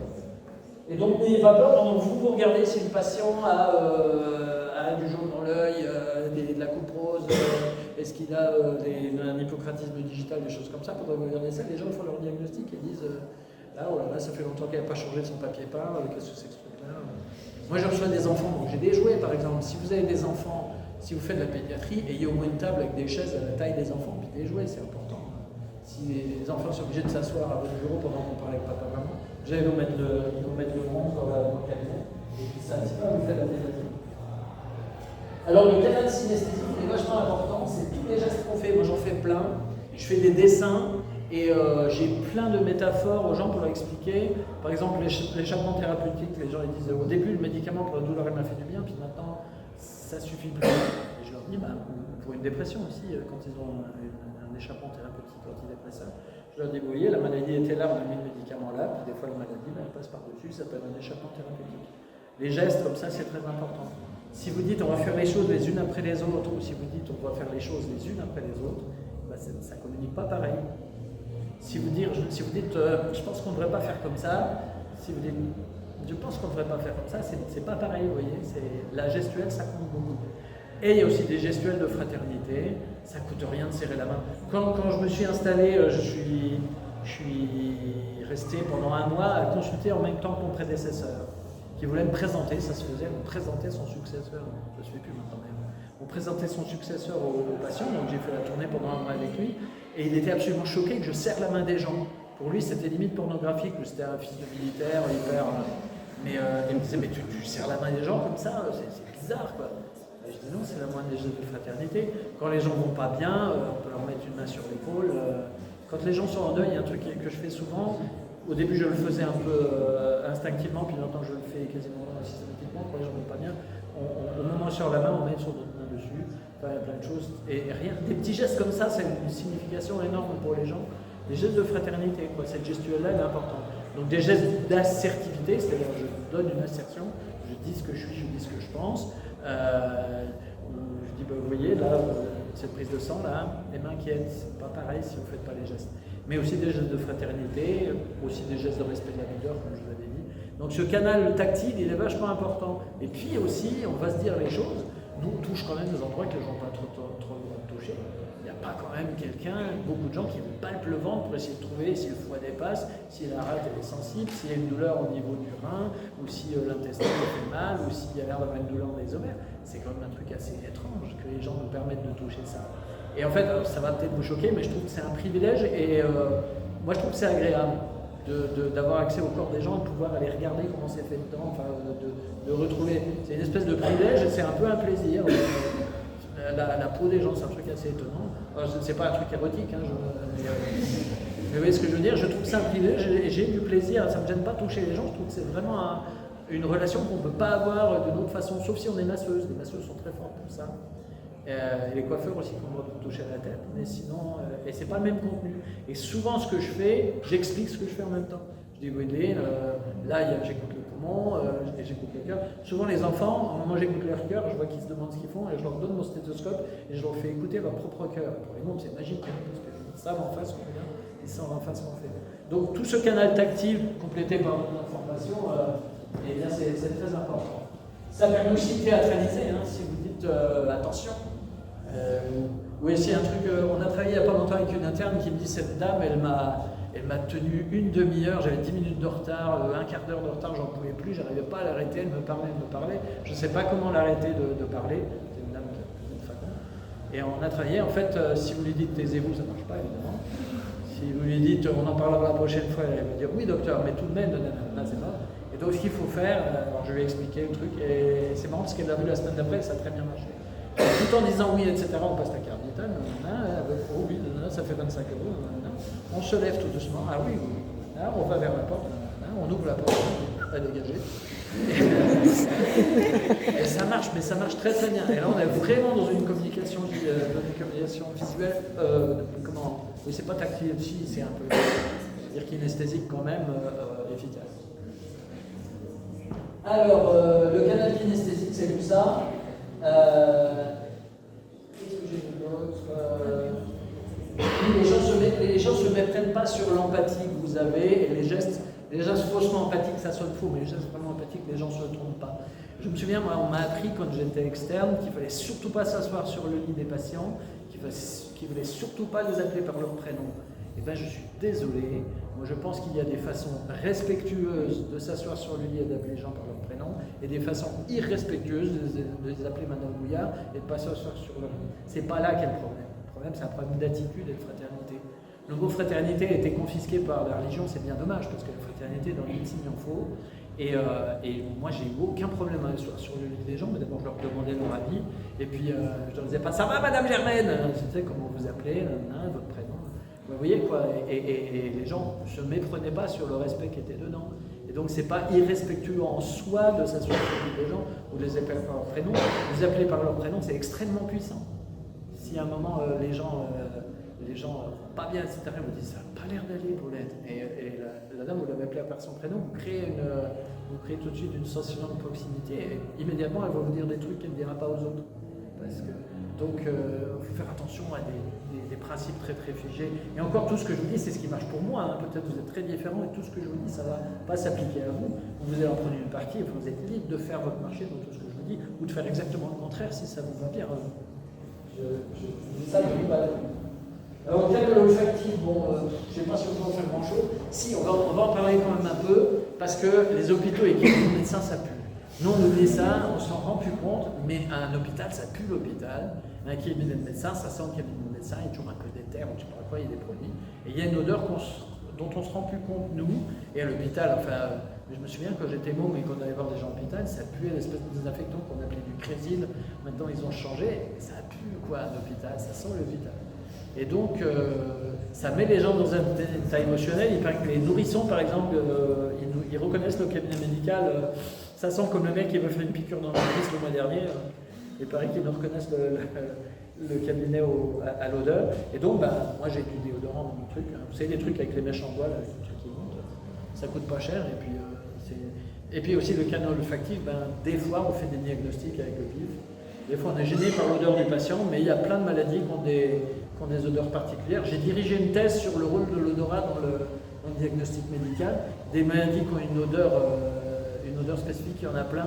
Alors, vous les apprendrez au fur et à mesure, mais il y a l'odeur de seringa ou de bonbon anglais du pyocyanique, l'odeur de poisson pourri, de la vaginose, qu'est-ce qu'il y a encore? Il y en a plein. Le cholestatomes de l'oreille, ça sent les pieds. Vous sentez l'oreille, ça sent les pieds. Ouais, c'est ça. C'est comme ça, c'est parce qu'il y a une desquamation dans les qualités. Les gens, ils ont les oreilles qui puent les pieds. Il y a des haleines aussi, la laine de l'acidose qui a une odeur un peu de pomme de renette. Enfin, il y a plein d'odeurs qu'on apprend comme ça. Mais en dehors de ça, oui, faites un peu gaffe à ce que vous donnez comme odeur. Les cabinets, ça pue. Mais c'est quand même pas le lieu de la plus grosse effort à faire de communication. Je vous lis dans vous alors, canal olfactif et gustatif, parce que les médicaments ont un goût et ces goûts sont chargés d'affect. Qui a eu, quand il était petit, ce sirop à la banane dégueulasse? Je crois qu'il y en a. Tous les gens que ce sirop à la banane chimique dégueulasse, ils s'en souviennent. C'est-à-dire que oui, moi aussi. Alors c'est lequel qui a le banane? Je crois que c'est le débris d'enfant, je crois. Et un vermifuge peut-être aussi. Ça m'a été épargné, ça, quand j'étais bon. Mais et ces odeurs sont chargées d'affect. Et des fois, il y a des gens qui disent « J'ai bien reconnu, je veux pas le générique parce qu'il n'a pas le même goût. » C'est curieux, hein. Et souvent, d'ailleurs, quand c'est mauvais, je le dis aux gens. Je dis, vous savez, ils ont essayé de cacher la merde au chat avec un bout de fraise, mais fraise tagada, mais c'est pas bon, ça me dit. Il y a une raison pour laquelle c'est pas bon les médicaments, c'est que notre corps il est étiqueté dans la nature, quand on était des singes ou des hommes des cavernes, pour détecter les poisons. Et c'est l'amertume qui nous disait que c'était empoisonné.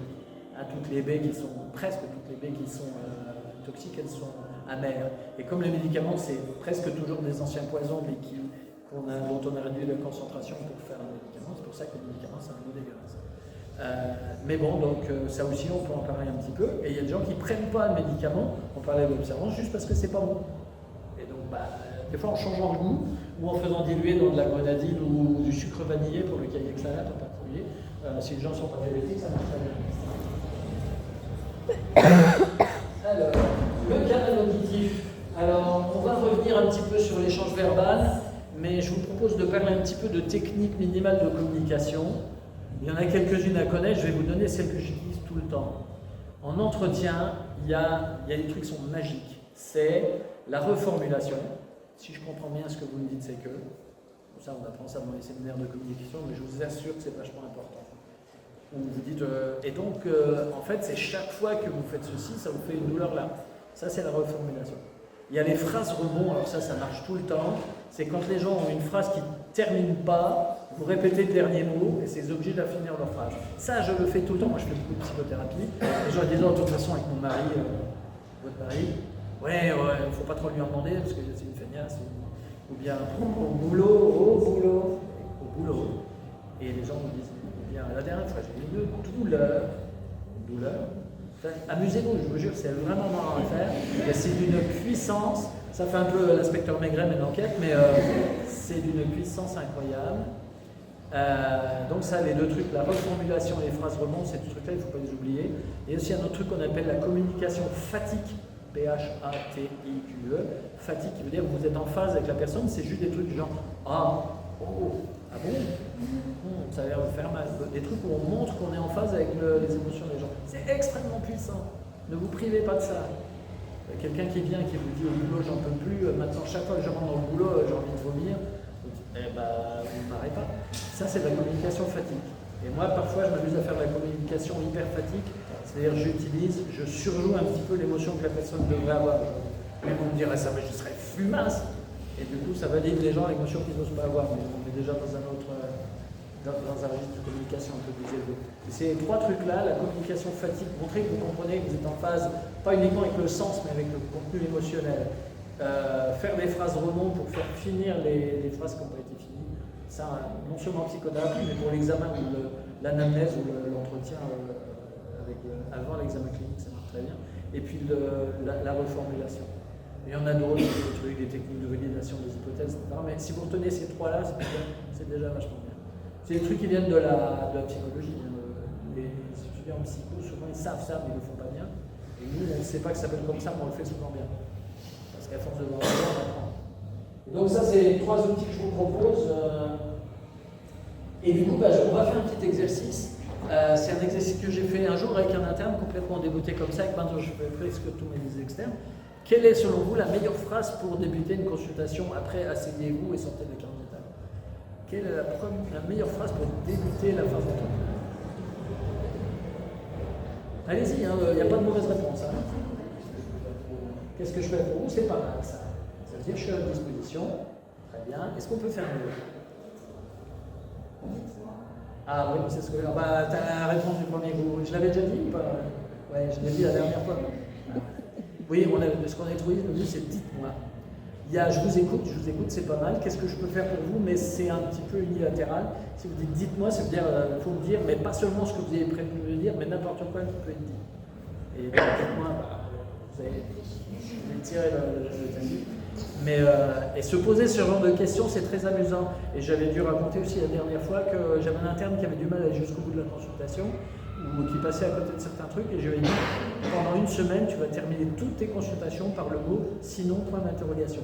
C'est au moment de rendre la carte vitale, et sinon, et la plupart du temps, je me disais sinon rien, mais de temps en temps, les gens disaient sinon, j'ai pas osé vous le dire, et il y avait un autre bout de la consultation qui se déployait. Donc, des techniques minimales comme ça de communication, et puis s'interroger un petit peu sur comment on dit les choses, pourquoi on les dit. Moi, dites-moi, on avait trouvé ça avec l'interne, et finalement, maintenant, je l'utilise tout le temps.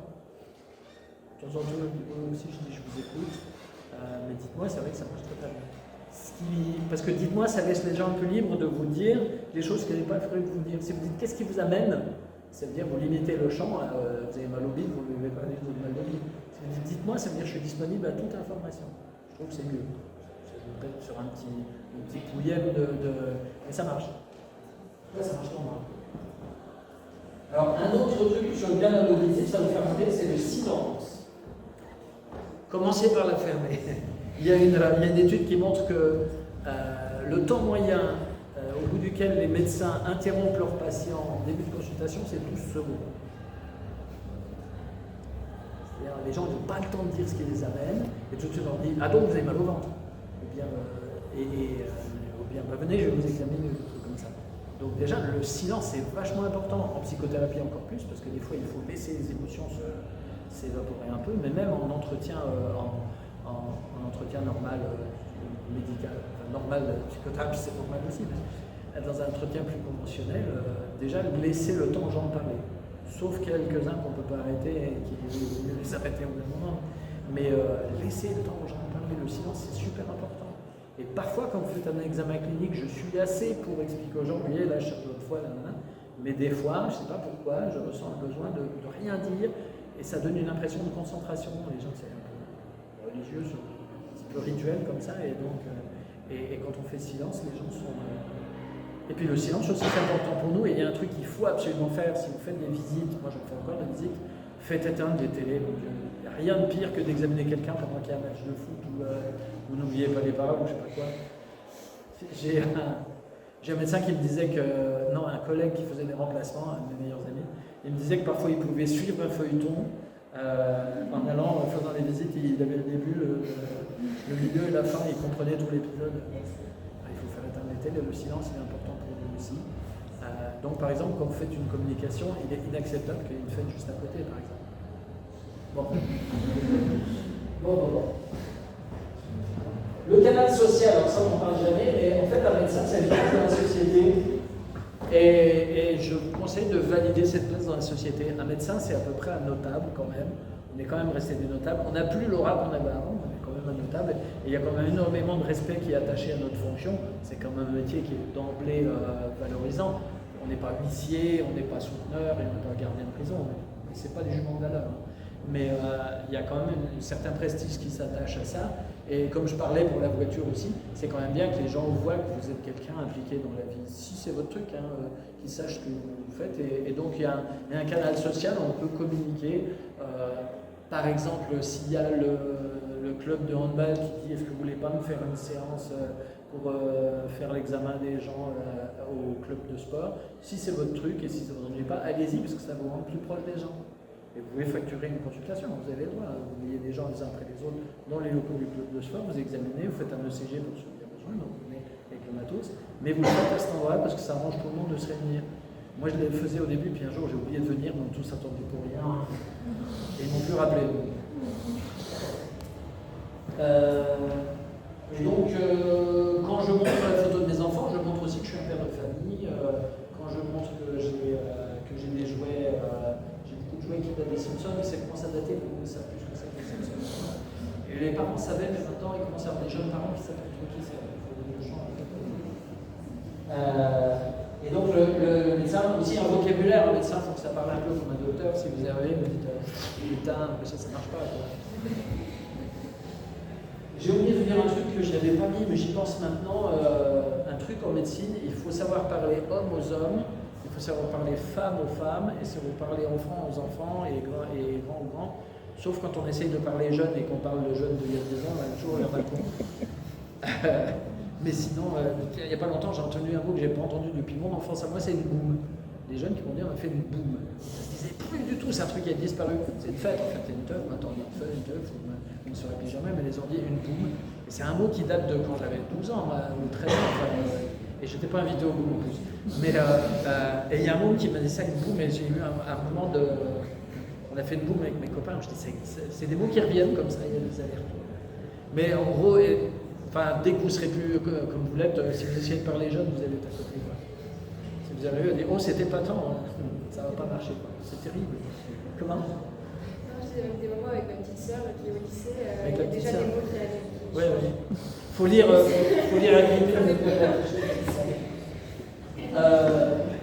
il y a aussi un canal rituel. Alors ça c'est une petite fixette à moi.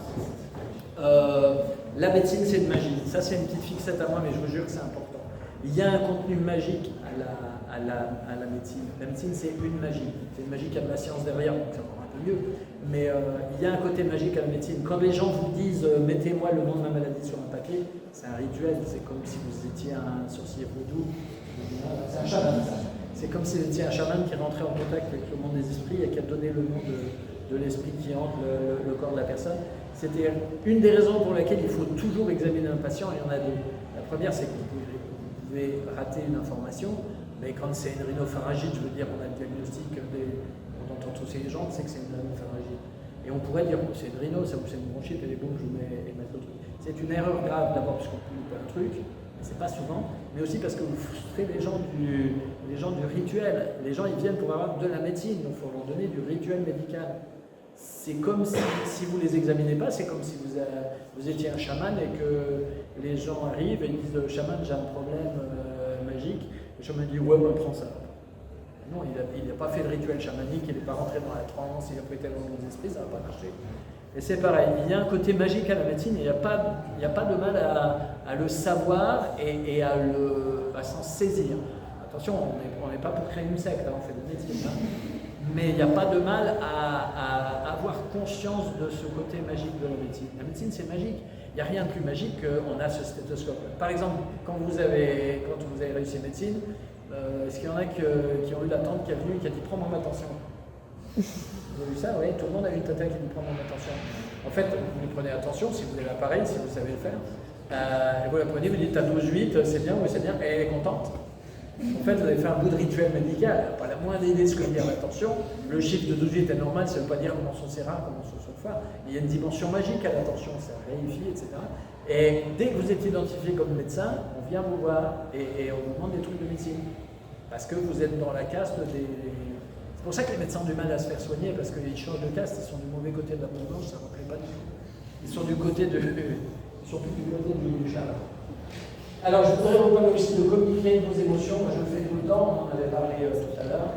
Je communique toujours avec mes émotions. C'est extrêmement puissant. Par exemple, je peux dire à une dame, il faut faire vacciner votre fille par le Gardasil, parce que 70% des cancers du col de l'utérus sont dus au papillomavirus, et que ce vaccin va lui éviter de faire ça, et ça va la protéger elle. Et puis maintenant, on vaccine aussi les garçons pour protéger les filles, etc. Ça, je peux lui dire ça. Mais si ça ne marche pas, je peux lui dire aussi, ben moi ce vaccin, j'y crois tellement que j'ai fait vacciner ma fille et mon fils. Et ça, c'est très différent quand vous dites ça. Moi, je fais beaucoup de psychothérapie, j'ai des gens suicidaires. Alors, je vais toucher du bois vraiment bien pour ne pas me compter malheur, mais depuis que ça fait 27 ans que je fais de la psychothérapie, j'ai eu aucun suicide. Aucun. Il n'y a pas beaucoup. J'ai la trouille, hein. Si mon retraite, ça va me tomber un jour et je me vivrai mal. J'ai aucun suicide. Et une des choses qui fait que j'ai aucun suicide, je crois, au lieu de dire, déjà je leur donne le numéro de l'UAUP, vous savez, des urgences psychiatriques, si moi je ne suis pas joignable, et je leur dis qu'il y a un chemin pour eux, qu'on va réussir à les aider. Et je leur dis, s'ils me disent, alors s'ils ont des idées suicidaires précises, je les envoie directement aux urgences. Mais s'il y a un risque suicidaire, je leur dis, j'ai pas du tout envie d'ouvrir le journal demain et de voir votre nom à la colonne mortuaire, ça me ferait du mal. Ben ça, mine de rien, c'est beaucoup plus puissant que de dire attention, le risque suicidaire est à 7 sur 10, donc prenez un Célestin, machin. Ça, oui, peut-être, mais dire aux gens ça me ferait beaucoup de mal, ou bien dire c'est important pour moi que vous preniez ce médicament, je ne serai pas tranquille si je ne serai pas tranquille si vous n'allez pas faire cette radio. Le soir, je vais me coucher, je sais pas, ça va me tracasser. Et bien ça, vous communiquez avec vos émotions, c'est extrêmement puissant. De temps en temps, j'ai des gens qui me téléphonent et qui me disent, une dame me dit, j'ai pas le temps de me déplacer, faites-moi une ordonnance de pilule et mettez-la main dans ma boîte aux lettres. Ça, il n'y a rien de plus énervant, hein, bien sûr. Et avant, je disais une vanne méchante, je disais, vous avez dû mal lire ma plaque, c'est pas marqué facteur, c'est marqué docteur. Et il le prenait très très mal. Moi j'étais content de ma vanne, mais il le prenait très mal. Et j'ai changé de stratégie il y a bien longtemps, maintenant je leur dis, c'est important pour moi de faire la médecine comme elle doit être faite, avec un examen clinique, une prescription et un paiement international. Et cette phrase-là, c'est important pour moi d'eux, je m'en sers tout le temps, c'est un petit piège sémantique. Quand vous dites c'est important pour moi d'eux, la personne ne peut pas vous dire non. Parce qu'elle n'est pas compétente pour vous dire ce qui est important pour vous. Et donc, je me sers souvent de ça pour dire non, pour essayer d'obtenir que les gens fassent. Je dis, ça va me tracasser votre truc. Si vous ne le faites pas, là on prend un risque. Alors, vous êtes peut-être prêt à prendre le risque, mais moi je ne vais pas dormir ce soir avec votre truc. Et ça marche très très bien. J'essaie de trouver d'autres exemples je peux dire aussi, vous savez, Oui, je peux dire aussi, vous savez, cette maladie-là, c'est une maladie avec laquelle je ne suis pas à l'aise parce que j'ai dû un patient, ça s'est mal passé, et donc, si vous voulez bien, je vais vous envoyer au spécialiste, parce que je peux dire ça va être accepté parce que c'est mes émotions. Donc, communiquez avec vos émotions, vous pouvez dire, quand vous faites les visites et puis vous voyez une personne qui ne va pas bien, elle parle à un médecin titulaire, vous êtes externe, etc. Et il y a quelque chose qui vous choque, vous allez voir la personne, quand vous allez parler au médecin, là, j'étais mal à l'aise, j'ai l'impression qu'il y a un truc que vous n'osiez pas dire. Je vous jure, c'est magique, les gens disent, bah oui, elle vous sort le truc, et des fois, c'est le diagnostic que l'autre n'a pas. Donc, communiquer avec ses émotions, c'est extrêmement efficace. On avait un exemple tout à l'heure avec les questions que vous m'aviez posées. Mais, alors, ça ne vient pas tout seul, hein, mais ça vous humanise aussi, et puis, comme je vous ai dit, tout se passe à la fois au niveau intellectuel et au niveau émotionnel chez le patient. On travaille sur ces deux champs. Si vous adressez qu'à son intellect, ça ne veut pas dire qu'il n'y a pas un petit peu d'émotion en tâche de fond, mais si vous communiquez en apparence que dans le verbal, etc., mais que vous ne dites pas vos émotions, vous pouvez manquer un levier qu'il y a pour améliorer la relation médicale. En tout cas, je le fais tout le temps et je vous conseille de le faire si ça marche pour vous. Et puis, on va terminer. Il y a des questions sur ça? Oui. Je me demandais. Quand je fais comme ça, c'est le levier du son. En cours, on nous parlait beaucoup d'être empathique et pas sympathique. Ah, c'est une super question. Ça. Et là, je me demandais du coup quelle est la frontière en quelque sorte qu'on ne doit pas dépasser au niveau émotion ou là. C'est une grande question ça. On peut rester un moment dessus. C'est une vraie belle question parce que c'est pas simple. Alors, on va se mettre. Pour moi, la sympathie, c'est pas le mec qui est sympa. Le vrai mot de la sympathie, ça veut dire souffrir avec. Ça veut dire que vous allez partager l'intégralité de la souffrance du patient. Et ça n'est pas vivable au jour le jour. L'empathie, c'est la capacité à prendre une partie de l'émotion de l'autre, à l'intérioriser pour la vivre un petit peu, pour pouvoir l'analyser et en faire quelque chose. Et c'est très différent. Et c'est très important pour ne pas devenir dingue, pour ne pas se laisser déborder par ses émotions, devenir suicidaire, surtout si on fait de la psychothérapie. C'est très important de se cantonner à l'empathie et d'accrocher sa blouse blanche à la patère en partant. Il y a des gens qui n'y arrivent pas. Moi, j'ai vu dans la commission d'entraide de l'ordre des médecins une consoeur qui n'allait pas bien. Elle n'allait pas bien parce qu'elle était dans la sympathie tout le temps. Et la solution, à mon avis, c'est vraiment de mettre la bonne distance, de trouver la eumétrie, la bonne distance, c'est-à-dire de ne pas se laisser envahir. Et pour ne pas se laisser envahir, il y a deux trucs. C'est une conversation qu'on a eue il n'y a pas longtemps avec un des internes qui est chez moi. Déjà, on ne peut pas toujours. Si vous avez une petite amie qui a un cancer, elle a le même âge ou la même gueule, ou elle fait penser à votre grand-mère, elle a eu 2 mois avant, c'est mort. Le gars sera parti, vous allez pouvoir un coup parce qu'on ne peut pas faire autrement. Mais généralement, on arrive quand même à se mettre à distance. Une des solutions que je fais très souvent et que j'ai recommandé aux internes, et ça marche pas mal, c'est quand vous sentez que ça va devenir trop émotionnel, vous vous réfugiez dans la technique. Alors la technique, ça peut être, écoutez, là on a dit plein de choses, mais il faut quand même que je vous examine et je vous prends l'attention. Là, vous prenez l'attention, vous écoutez le cœur, les poumons, comme ça vous laisse le temps de vous recomposer un petit peu un dent à soi. Et réfugiez-vous dans la technique, parce que la technique, c'est un truc un petit peu routinier, comme ça, qui est rassurant et qui évite que vos émotions divaguent. Et la technique, ça peut être aussi la technique d'interrogatoire dont j'ai parlé tout à l'heure. Là, je sens que je me laisse emporter sur le terrain d'émotion. On va refaire une validation des hypothèses et on va faire une reformulation. Ou bien, là, il y a une émotion qui me met mal à l'aise, tout de suite, je vais les faire continuer la phrase en faisant une phrase revenue. En tout cas, quand on est trop dans le truc, on se réfugie dans la technique, donc d'une certaine façon, on fait ce que j'ai dit qu'il ne fallait pas trop faire, c'est-à-dire on réifie le patient comme un objet, comme un corps, pendant un moment pour maintenir son immunité à distance pour pas qu'il déborde. C'est pour ça que la question d'empathie et de sympathie, je suis absolument d'accord. Et le degré d'empathie est très variable d'une personne à l'autre aussi. Il y a des gens qui sont des grands empathes, et il y a des gens qui ne sont pas. Alors, on s'est posé la question une fois avec des étudiants, pourquoi est-ce qu'il y a beaucoup de chirurgiens qui sont des bulldogs, et pourquoi les mecs en NPR, par exemple en médecine physique et réadaptation, c'est souvent des gens adorables. Est-ce que ça veut dire que notre métier nous change? Ça serait un peu dégueulasse. Mais je pense qu'en fait, certaines parties de la médecine attirent certains profils de gens. C'est-à-dire si on a un caractère un petit peu sadique au sens, je peux dire du terme, et ben ça coûte moins d'ouvrir le vide des jambes d'eux et de fouiller dedans, et du coup ça va se retentir sur la façon dont vous êtes avec les gens, à telle enseigne que quand on a un chirurgien qui est sympa, on trouve ça extraordinaire. Je pense à deux en particulier. Et si on a un chirurgien qui est vraiment sympa, tout à coup on dit oh, qu'est-ce qu'il est différent, qu'est-ce qu'il est sympa. Et on a rigolé avec lui. Au blog, j'étais pas endormi, j'ai entendu tout ce qu'il a dit, les gens se marrent, etc. Et ça paraît tellement extraordinaire. Et en revanche, les MPR, c'est des métiers où on voit des gens qui sont bousillés par la vie, donc il y a un bras, ils ont un accident de la guerre. Forcément, ou un accident de l'auto, forcément, ça va attirer un certain type de caractère, un certain type de personne. Et dansé. Et donc voilà. Qu'est-ce que pourquoi pas ça? Mais donc communiquer avec vos émotions si vous voulez. On va terminer par la communication avec les enfants. Moi, je fais beaucoup. Oui. Ah oui, pardon, médecine physique et réadaptation. C'est les rééducateurs. C'est les gens qui sont au centre de rééducation régionale. NPR, oui. Vous voyez, là, on est dans un verbiage où je vous ai fait le même coup que je faisais aux patients. Je disais qu'il ne fallait pas faire aux patients, je vous ai vu avec du verbiage médical. C'est bien de me faire.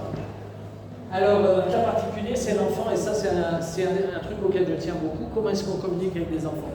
Moi, je suis un généraliste, je fais de la pédiatrie, et les mômes, ils ne pleurent pas souvent chez moi. Et ça, en fait, si vous voulez, je vais vous dire comment j'ai pensé ça. Parce que j'aime bien réfléchir, j'aime bien analyser la pratique, et puis le fait d'avoir des internes, ça oblige un peu. En fait, quand vous allez chez le médecin, il y a un rituel médical, on revient à la dimension rituelle, et les patients savent que ce rituel médical est nécessaire pour que le médecin prenne des renseignements sur le corps du patient. Ils savent que même s'il y a quelque chose de désagréable, par exemple regarder dans les oreilles ou appuyer sur l'oreille avec un bout de bois, eh bien, c'est un mal nécessaire pour un bien futur. Or, les enfants, ils ne savent pas ça. Ils ne comprennent pas. Déjà, ils n'ont pas l'idée de la prise de renseignements à l'intérieur de leur corps, puisque quand on veut dessiner un corps à un homme, il fait un rond, il n'y a pas encore l'idée d'un intérieur, d'un extérieur. Et puis en plus, l'idée qu'un truc qui fait mal maintenant, c'est pas grave parce que ça va apporter un bienfait après, c'est une idée qu'on a. Donc le rituel médical pour les enfants ne marche pas. Et dans ce cas-là, pour les enfants, un médecin est un agresseur. Ils m'ont fait des trucs là, machin, etc. Et donc, le seul rituel qui marche pour les enfants, c'est le jeu. Et le jeu, ça marche, c'est très fort pour les enfants. Les enfants adorent jouer, et quand les enfants jouent, ils sont sérieux, ils jouent sérieusement les enfants. Et un jeu, c'est pas forcément agréable quand on joue à Je te tiens par la barbichette, celui qui rit, il se prend une mal des fois. C'est pas toujours une tablette, hein, mais quand on joue à Colin Maillard, on peut se faire bousculer, faire des croche-pieds, des trucs comme ça. Et pourtant, les mômes acceptent de jouer. Il y a même des jeux violents qui sont dangereux pour être dans le groupe, pour se conformer au contrat de jeu, ben, ils sont capables d'accepter. Donc mon but à moi, et je le fais tout le temps, c'est que l'examen des enfants soit un jeu. Alors, je me suis arrangé pour que chaque moment soit un jeu. Alors, je le fais toujours dans le même ordre. Déjà, je dis aux enfants, allez, je vais t'examiner, on va regarder les yeux, le nez, la bouche, les oreilles, le ventre. Je fais toujours ça. Et je le fais toujours même s'ils viennent pour une verrue. Parce que le jeu, il faut que ce soit toujours dans le truc. Si vous sautez dans le jeu, ça ne va pas. Je ne leur demande pas s'ils veulent jouer, si je leur dis d'accord, et puis qu'ils me disent non, là c'est mort. Je n'attends pas la réponse, je vais à côté, c'est le boulot des profs de les amener. Et là, première chose que je fais, je leur dis, je vais regarder les yeux, mais je ne fais pas de grimace parce que j'ai peur des grimaces. Puis je fais ça, je regarde, je fais semblant qu'il me fait une grimace, mais j'ai peur, mais ils sont déjà morts de rire. Ensuite, alors j'ai mis un peu de matos quand même.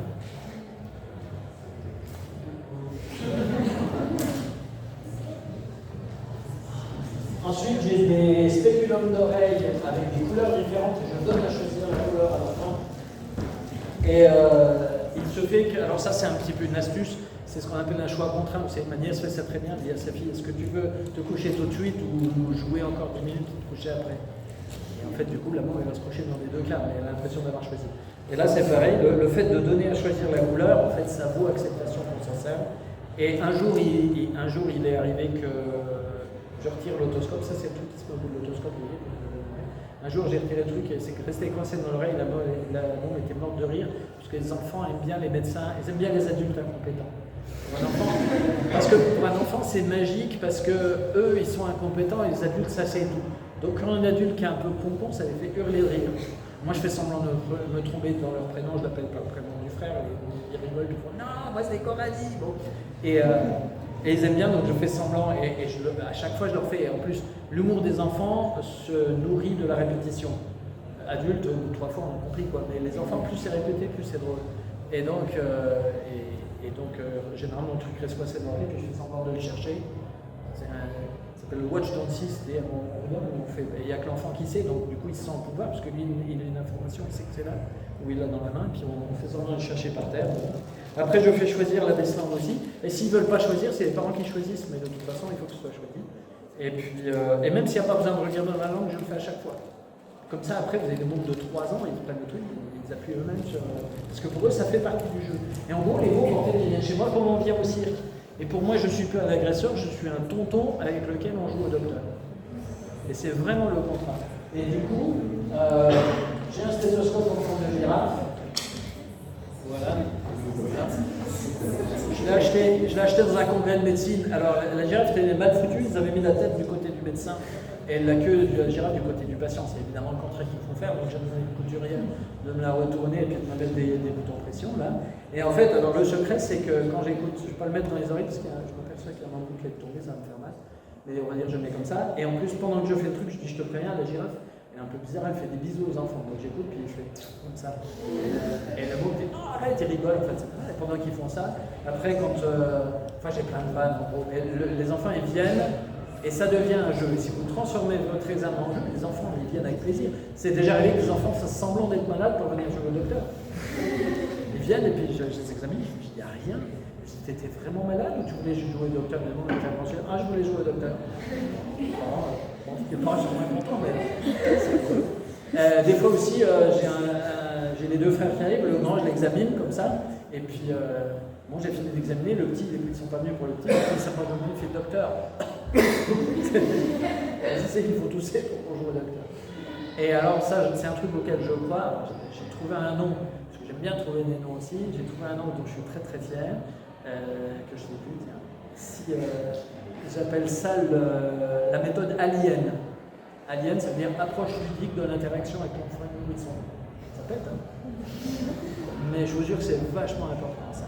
Et au bout d'un certain âge, quand ils ont 7, 8, 9, 10 ans, ils n'ont plus envie de ça, et on leur fait cette grâce de dire, bon maintenant tu as compris qu'en fait il n'y a pas vraiment une petite souris dans l'oreille, et on leur dit qu'on renonce à ça, et les gens sont contents.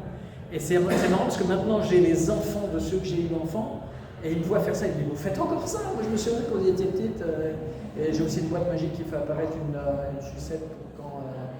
j'ai une boîte magique qui fait apparaître une sucette quand l'enfant était courageux pour un vaccin. Il y a des diplômes de courage, je trouve que le diplôme de courage ça fait un peu boy scout, mais la sucette c'est magique.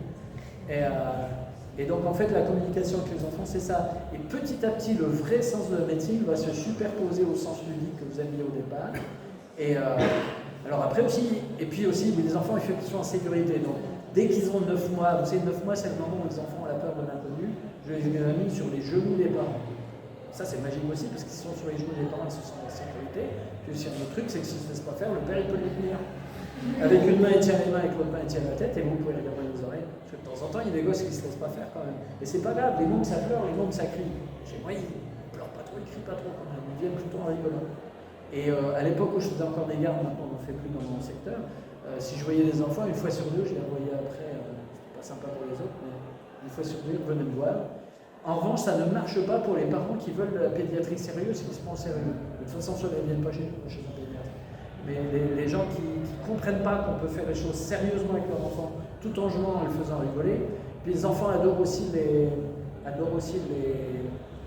fausses disputes, les faux conflits. Quand on les gronde pour un truc, pour rigoler. Généralement, quand je regarde le ventre, je les examine, je les fais allonger comme ça, je relève le truc pour palper le ventre, puis je me tourne vers les parents et je dis, moi je commence toujours par examiner mes pieds, je soulève mes pieds, donc le monde glisse de 50 cm. Moi je dis, mais t'as bougé, arrête de bouger, je le remets comme ça, je me tourne vers les parents, je prends les pieds, je dis, je regarde toujours les pieds en premier, je dis, oh mais t'as encore bougé, je suis mort de rire. Je le fais 3 fois, ça marche bien par 3 chez les enfants. Et il y a plein de vannes comme ça, je ne peux pas vous les dire toutes. J'aime bien aussi, quand je les déshabille, je leur dis, il faut toujours bien accrocher tes vêtements s'ils tombent par terre, et je les mets à côté du crochet, ça tombe. Les mômes adorent les adultes incompétents, ça les fait rire parce que ça leur donne un pouvoir que normalement ils n'ont pas, puisque papa et maman et les adultes ils savent tout. Et donc, bon, enfin bref, vous voyez, donc j'ai dit je vais vous amener ça parce qu'un petit dessin vaut mieux qu'un grand dessin. Voilà, c'est tout ce que je voulais vous dire pour le moment sur la communication. Et maintenant c'est le moment des questions, et je m'attends à un roulant de questions tout aussi pertinentes les unes que les autres. Voilà. Bon, on va danser. Oui. Vous avez combien de temps à peu près pour Alors 20 minutes. Ah, c'est une excellente question. Le temps moyen d'une consulte d'un généraliste dans le monde entier, c'est 7 minutes. Donc autant dire qu'il y a beaucoup de médecins qui n'examinent pas leurs patients et qui tassent ça, tu tousses, tu as des antibiotiques, donc il ne faut évidemment pas faire du tout. Parce que quand c'est viral, on n'a pas d'antibiotiques. Et moi j'étais à un quart d'heure et je trouvais qu'à un quart d'heure, j'y arrivais pas. Et donc je suis à 20 minutes maintenant, ce qui fait moins de patients dans la journée, mais j'ai gagné en confort. Au début de ma carrière, j'étais à un quart d'heure et je m'apercevais qu'il manquait des trucs. Maintenant, je suis à 20 minutes.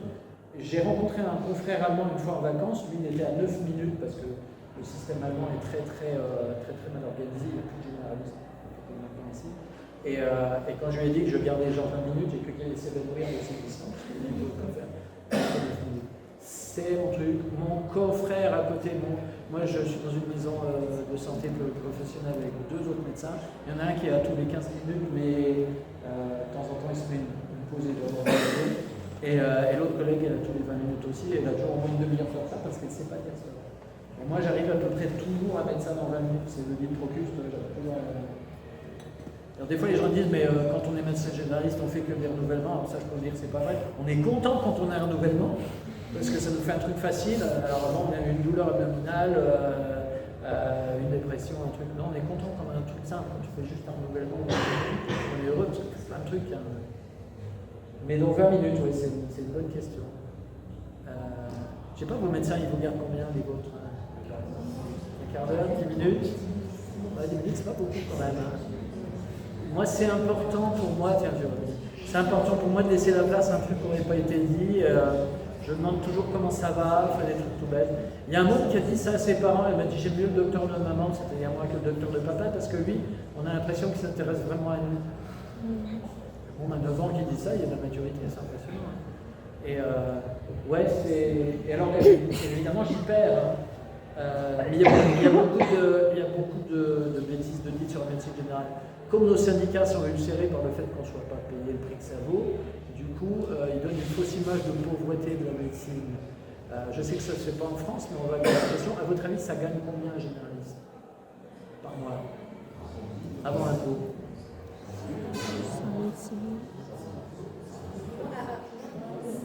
Avant un peu.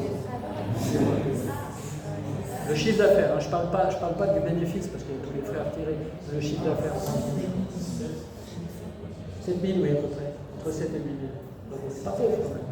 Si on demande aux gens combien doit gagner un généraliste, ça a été fait. Les gens disaient 3 ou 4 000. Les gens ne se rendent pas compte. En fait, un généraliste, il gagne bien sa vie, sauf qu'il bosse de 8h à 20h. Mais en France, on n'est quand même pas si mal payé que ça. On n'est pas payé le prix que ça vaut. C'est-à-dire la valeur de l'heure intellectuelle, 25 €, c'est le prix d'un coiffeur, c'est pas le prix d'un docteur. Mais comme on fait beaucoup d'actes, on s'y retrouve et on est obligé de faire beaucoup d'actes.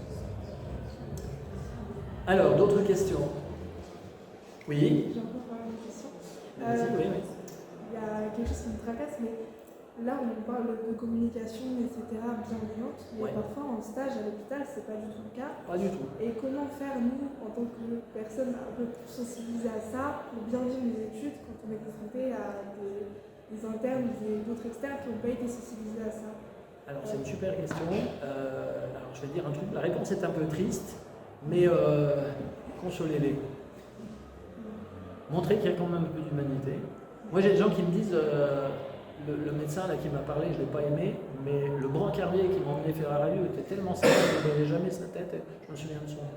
C'est-à-dire, à partir du moment, c'est presque une chance pour vous, c'est terrible de dire ça, mais si vous êtes un peu sympa, vous allez faire saillie au milieu des autres, et donc, et vous pouvez justement profiter du fait que vous êtes ça pour aller revoir la personne et lui dire, vous savez, ce qui s'est passé, là, il y a des trucs qui m'ont mis un peu mal à l'aise, j'ai l'impression qu'on ne vous a pas trop écouté, etc. Et vous passez derrière. Profitez de votre humanité, passez derrière, puis quand vous serez en poste de responsabilité, passez au-dessus. Et ça va vous faire beaucoup de bien, et surtout, perdez pas votre humanité, vous ne laissez pas noyer par la violence ambiante, et vous allez voir, ça vous allez faire du bien à plein de gens, si vous êtes un peu gentil. Je me souviens quand j'étais moi, j'ai toujours fait un petit peu des choses que j'ai fait toujours un peu viscéralement, et seulement après, il a fallu que j'explique pourquoi je les faisais comme je les faisais à cause des internes. Ça m'a fait beaucoup de bien, c'est bien. Les médecins généralistes sont souvent un peu seuls et ils ne peuvent pas analyser leur pratique. Avoir des étudiants en formation au cabinet, c'est la meilleure décision que j'ai pu prendre. Mais dès le début, je me souviens d'une mémé qui avait une métastase osseuse avec une compression médulaire. Du coup, elle marchait avec un ambulateur et on avait sympathisé, on avait rigolé, etc. Et on faisait la visite et la petite mémé, elle passait avec son ambulateur. Elle venait d'avoir une radiothérapie sur sa méta, du coup elle avait moins mal, ça comprimait moins. Elle marchait pas trop mal avec son ambulateur et je lui ai dit attention, n'oubliez pas qu'il y a le Paris-Strasbourg à la fin de la semaine à courir, etc. Et elle était morte de rire et les autres médecins m'ont regardé comme si j'étais un monstre. Mais en fait, c'est parce qu'ils n'ont pas vu tout l'échange qu'il y a eu avant. Après, on peut se permettre ça, quand on était juste un peu fraternel. Ouais, c'est une belle question. Que faire de la malveillance de la médecine en général quand on est bienveillant en particulier? Soyez bienveillants en particulier. Ouais, mais dans ce cas, j'ai peur du conflit avec mes collègues, par exemple, parce qu'ils peuvent se sentir. Faites gaffe, oui. Attendez-vous à pas être comprise. Attendez-vous à être comprise. On va vous traiter de rêveuse ou de gauchiste, je ne sais pas quoi. Mais oui, attendez-vous à pas être comprise et faites-le dans votre coin peut-être un peu. C'est terrible d'être obligé de dire ça. Mais ça va dépendre. Et puis de temps en temps, vous allez avoir un chef de service ou un autre chef ou un titré qui va être super sympa et il va vous apprendre des choses même. Mais pour un sympa, vous allez en voir 6 qui ne sont pas sympas. Et après, il faut dire qu'il y a un manque de personnel des hôpitaux, les infirmières ont tout le temps de perdre les patients, tout le monde est en souffrance à l'hôpital. Il y a la moitié des urgentistes qui sont sous antidépresseurs, la moitié c'est peut-être plus que ça, mais bon. Mais c'est une belle question, c'est une question un peu désespérante que vous êtes obligé de la poser, c'est triste en fait. Mais faites les choses dans votre coin comme vous les sentez. Et peut-être aussi que si vous êtes trop empathique, à un moment vous allez prendre 2-3 coups dans les moustaches qui vont vous recadrer et vous trouverez la bonne distance, mais d'emblée utilisez si vous êtes là, c'est par hasard, c'est comme ça. Et donc prenez ce que vous êtes et servez-vous-en. Ça fera toujours du bien aux gens qui ont été maltraités un peu avant. Parce que des gens ils disent, je ne vais pas oublier, le médecin était odieux. Moi je vais raconter un truc, j'ai un monsieur qui avait une dépression parce qu'il bossait dans une boîte, c'était monsieur efficace, ouais. Il était super fort et tout. Il bossait dans une boîte de bricolage et un jour, il s'est tapé une hernie épouvantable avec des sciatiques, des trucs, et on l'a opéré, il a eu des séquelles. Et pour lui c'était horrible parce qu'il était plus efficace. Et lui sa religion c'était l'efficacité. Et c'était atroce, il était en dépression, pas bien. Et j'ai fait une chose que je ne fais pas souvent, je l'ai hospitalisé dans une clinique psychiatrique à Nevers-sur-Moselle, qui est une clinique avec un accès libre, les gens acceptent d'y aller. Et il est resté 3 semaines, ça a changé sa vie. Il est revenu, il m'a dit, c'est incroyable, j'ai enfin compris que même quand on est bousillé, on est intéressant. C'est incroyable, si vous réfléchissez. Parce que pour lui, c'était un robot plus qu'un homme. Mais il dit, j'ai compris quand on était bousillé, c'est intéressant. Et il dit surtout, j'ai enfin pu parler, etc. J'ai dit, oui, ils sont bien les psychiatres. Il dit, les psychiatres, non. Mais j'ai passé toutes les soirées avec le veilleur de nuit, ce mec-là, je lui donne le diplôme de psychiatre. C'est-à-dire qu'en fait, la bienveillance, des fois, elle excède tout le reste, toutes les autres compétences. Il n'y en a pas eu. Pourtant, ils sont bons, les psychiatres bienveillants, mais en fait, lui, il avait bien accroché. Et en fait, sa psychothérapie, il l'a faite en discutant et en buvant la coupe avec le veilleur de nuit qui était là. C'est amusant quand même, et en même temps, c'est éclairant. Ouais. Oui. Donc, j'ai juste fait comme ça. Après, j'ai aussi une question. Peut-être la dernière question, par contre. Dernière question, ouais. d'accord. Vous avez parlé que la communication ne peut pas prendre des gens comme des médecins, en fait, ne pas faire trop compliqué. Mais il y a une autre. Comment trouver le juste milieu entre ne pas dire des choses qui sont trop scientifiques, qui appartiennent trop au jargon médical, et prendre des gens pour des vies un peu expliquées. Ah oui. Ah oui, effectivement, c'est pas simple. Je pense que la réponse dépend un petit peu du patient et du médecin aussi. Alors ça, c'est peut-être un peu en prenant de l'expérience, mais quel va être le marqueur regardez un petit peu la réaction du patient. Si vous lui dites, il y a un petit caillou qui est dans le rein, et puis il veut descendre, et puis il veut des bobos. Je caricature, et c'est pas du tout pour moquer de vous, mais effectivement, si vous êtes un petit peu trop gnangnan ou un petit peu trop édulcoré, le patient vous demande. Et si vous êtes trop scientifique, il va être un peu paumé. Alors je pense que c'est une question de double discours en fait. Parce que il me semble la solution de s'en tirer, c'est de dire voilà, vous avez une lithiase rénale, en fait lithiase ça veut dire la présence d'un caillou. Un caillou c'est des bouts de trucs agglomérés, mais ça fait comme un caillou. Et puis quand ce caillou passe dans le tuyau qui va du rein à la vessie, qu'on appelle l'urtère, quand c'est des disques urétérales sur le compte rendu, eh bien c'est le canet est tout fin, le caillou il est gros, il est pointu, c'est comme si vous essayiez de faire passer un hérisson dans un tuyau d'arrosage, comme ça arrache tout. Et je pense qu'en étant à la fois dans le discours scientifique, en disant les vrais noms, en sexologie on fait ça beaucoup, il faut à la fois être capable de dire des choses imagées et en même temps de dire les mots érection, orgasme quand il y a besoin. Et en psychothérapie aussi, dépression, mort. Par exemple, dans les dispositifs d'annonce, si vous dites maladie fatale ou tumeur maligne, vous avez l'impression d'avoir des cancers, mais vous ne l'avez pas dit. Et les gens ils comprennent le travail. Il y a un moment, il faut dire les choses, mais après, il faut les expliquer d'une autre façon. Donc je pense qu'il faut être les deux, en fait, bien y réfléchir. Je réfléchis en même temps que je parle, je sais faire ça très bien, mais avec les internes. Mais, oui, je pense qu'il faut dire les deux, il faut être dans les deux registres de communication. C'est-à-dire dire les choses en langage. Et en fait, c'est une grande partie, je parle en tant que généraliste, hein, on fait souvent ça, on fait la traduction simultanée du langage médical au langage vernaculaire. Et des fois, moi j'utilise des surligneurs, je vais dévoiler ça c'est tout votre foie, ça c'est, je prends une autre couleur, ça c'est tout vos reins, quand c'est les reins je mets du jaune évidemment, bon. Et ça c'est le cœur, ou bien ça c'est ce qu'ils ont dit sur la tumeur, etc. Et j'explique, et après je dis les noms, et ça ce mot-là scientifique ça veut dire ça, mais des fois si j'explique aux gens, vous avez un endroit dans l'intestin qui fait une boucle avant d'aller vers le rectum et l'anus, donc ça s'appelle le sigmoïde, parce que c'est la forme de la lettre sigma minuscule. Ça s'appelle le sigmoïde.